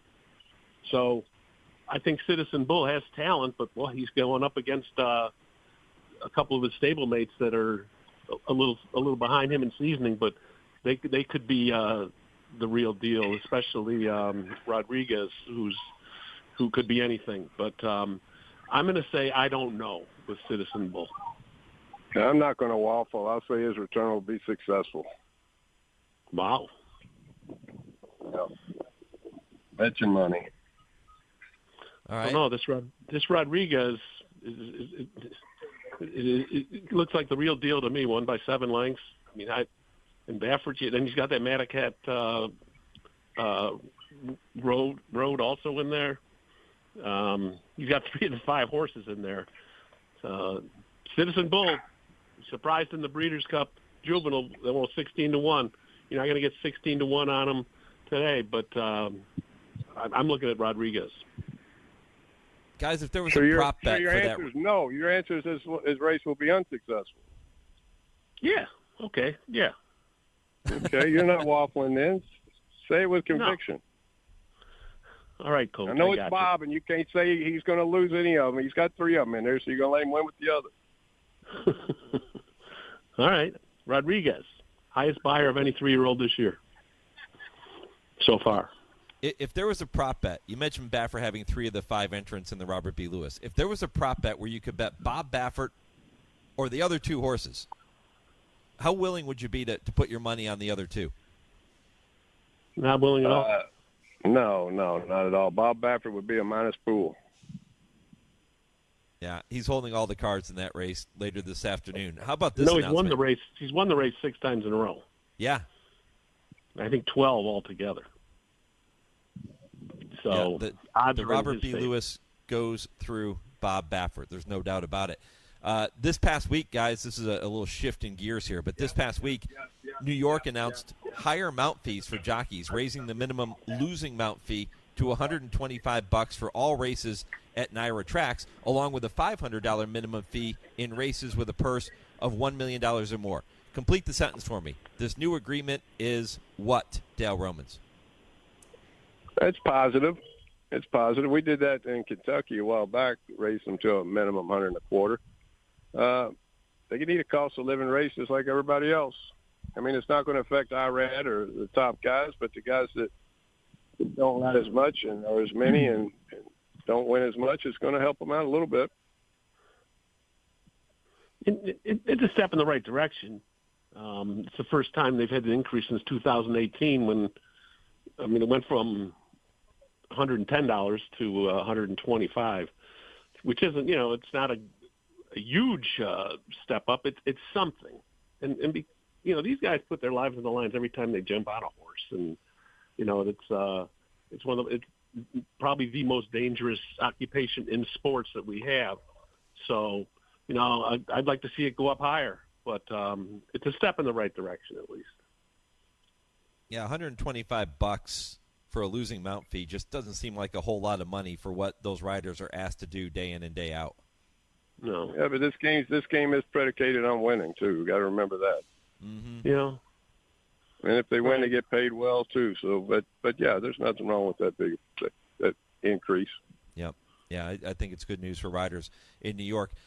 There are 3 Kentucky Derby points races set to be run later today. You have the Holy Bull at Gulfstream, which leads the way, having produced 2 Kentucky Derby winners. The Robert B. Lewis, believe it or not, guys, for all the good horses that have won it, has only given us 1, and the Withers has yet to produce a winner of the Run for the Roses. So if this year's Derby winner is coming from one of those 3 races, it will be blank.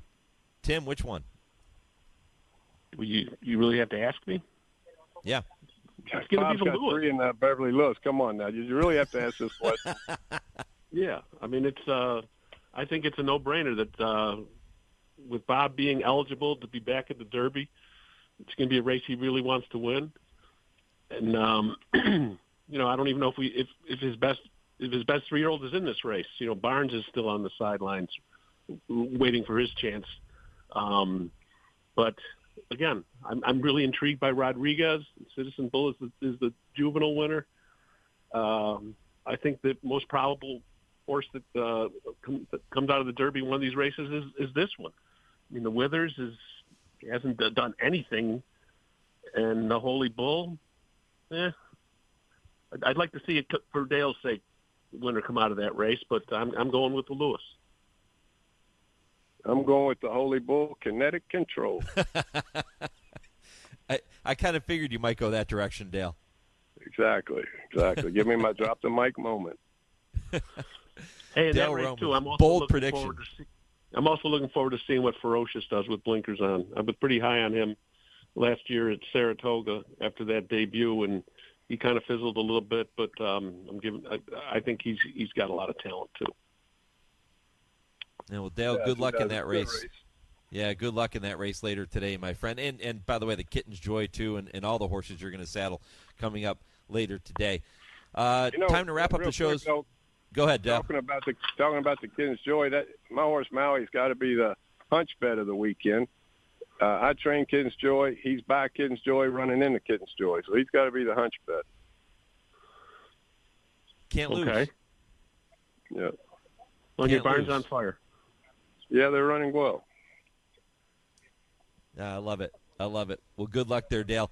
Time to wrap up the show as we do every week with Dale and Tim making their final point of the week. And, Tim, let's kick it off with you. What is your final point on this Saturday morning? I'm going to congratulate John and Leona Velasquez. They're going to be honored by the New York Racetrack Chaplaincy in August for the newly named John Hendrickson Mary Lou Whitney Award for support of the New York backstretch community. It's an award that's been won in the past by Ira Ortiz, Todd and Tracy Pletcher, Kieran and Letty McLaughlin, Terry Finley, and his wife Debbie. It's a nice, prestigious award, and John and Leona are very deserving to get it. Yeah, congratulations to both of them. They do a lot for the backside. My final statement, I met one of our listeners over here that day that submitted a question last week, and I forgot his name, but he sent the question in, what makes a good owner? And got to meet him and take a picture the other day. That was good. I wish I would have thought about it. I'd have brought him in the winner's circle with me. But appreciate him coming up and introducing himself and taking a picture together. You charge him for the picture? Just a little bit, $20. That wasn't much. But no, it's not bad. I also want to give a shout out to our Baba Booey, Lee, that produces this show and make sure that we sound right and yells at me and Tim if we say something wrong. But we got to start giving him a little credit. Why not? Lee is our Baba Booey. He rights the ship every time. I couldn't agree more. Maybe we'll work him into the show from time to time. I think he needs to do that. Right. Yeah, he's a magician. Guys, I appreciate it. Enjoy the weekend. Dale, good luck with all those runners. And Tim, good luck with all the horses you're going to be following this weekend. All right, guys. Next week. Good luck, man.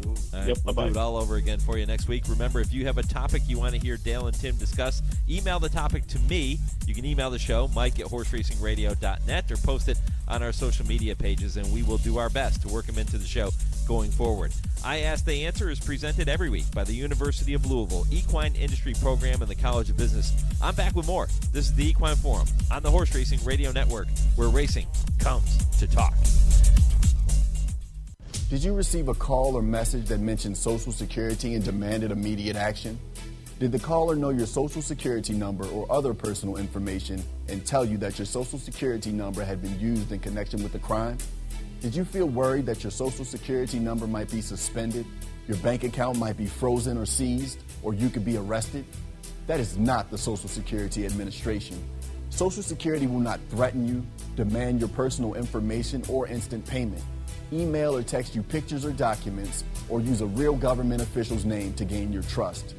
Social Security does not accept payments by gift card, prepaid debit card, internet currency, or by mailing cash. Criminals use these forms of payment because they are hard to trace. Do not be fooled. Hang up. Ignore them. Report this criminal activity to the Social Security Administration Office of the Inspector General at oig.ssa.gov. Produced at U.S. taxpayer expense. In sitcoms, when someone has a problem, they just blurt it out and move on. Well, I lost my job and my parakeet is missing. How was your day? But the real world is different. Managing life's challenges can be overwhelming. So, what do? We get support.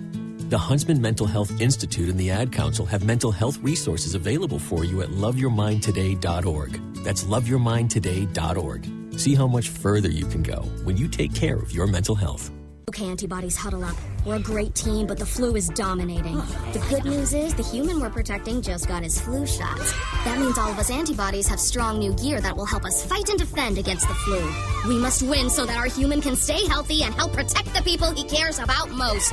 Let's work as a team to defend against the flu. Gear up with a flu shot to help protect yourself and others and reduce your risk of being sick or hospitalized with the flu. Learn more at getmyflushot.org. Brought to you by the AMA, CDC, and the Ad Council. Retirement can be scary, but only if you're not prepared.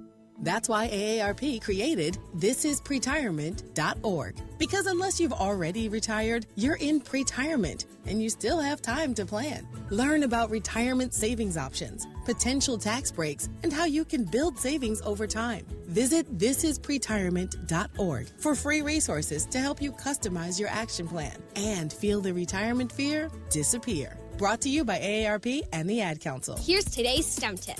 Don't throw out that old plastic bottle. Repurpose it by turning it into an awesome terrarium. Just fill it with sand, pebbles, soil, and your favorite plant. It'll grow sealed right in its own ecosystem. Learn more at She Can STEM. A message from the Ad Council. Want to get the latest HRRN content directly on your computer or mobile device? Then subscribe to our podcast using the Podbean app or Apple Podcasts. Just go to hrrn.podbean.com on your computer and click follow, or download the Podbean app and search HRRN. You can also find us on Apple Podcasts and listen to our latest episodes anytime. Don't miss a thing. Subscribe to our podcasts today. You're listening to the Equine Forum on HRRN, presented by TwinSpires.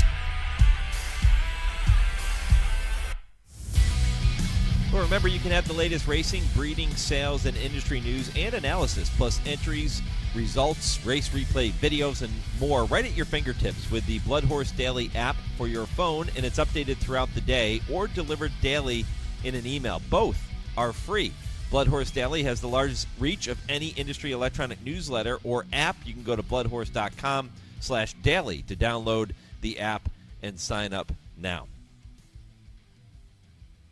Well, once again, we covered a lot of ground on the Equine Forum, didn't we? Talking about the races in California, down in Florida with the Holy Bull, and then the Withers up in New York. The road to the Derby just now beginning to heat up a little bit as the calendar has turned to February, and the first Saturday in May will be here before we know it. I do think the question I asked of Dale and Tim, which of the three races most likely to produce the Derby winner? Is it going to be the Robert B. Lewis, the Holy Bull, or the Withers? The Robert B. Lewis, let's face it, that is the one with the most star quality at this point. A lot of things can happen, and the road is far from over. But at this point today, looking at those three races, I think you have to say the Robert B. Lewis, the strongest of the group. And my thanks to all the guests who took time to be with me here this morning to talk about those races and some of the key horses participating in them.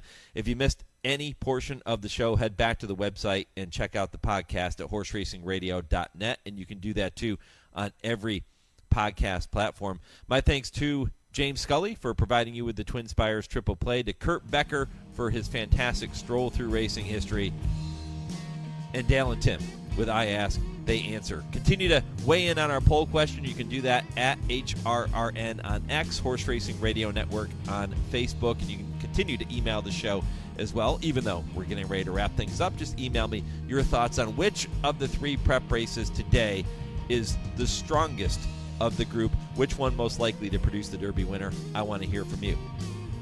My thanks to my producer, Lee Delapina, in our Lexington studio, and to Chauncey for handling all of our social media again here this morning. I'm Mike Penna. Thanks for listening to the Equine Forum presented by TwinSpires. Why not? Go Steelers.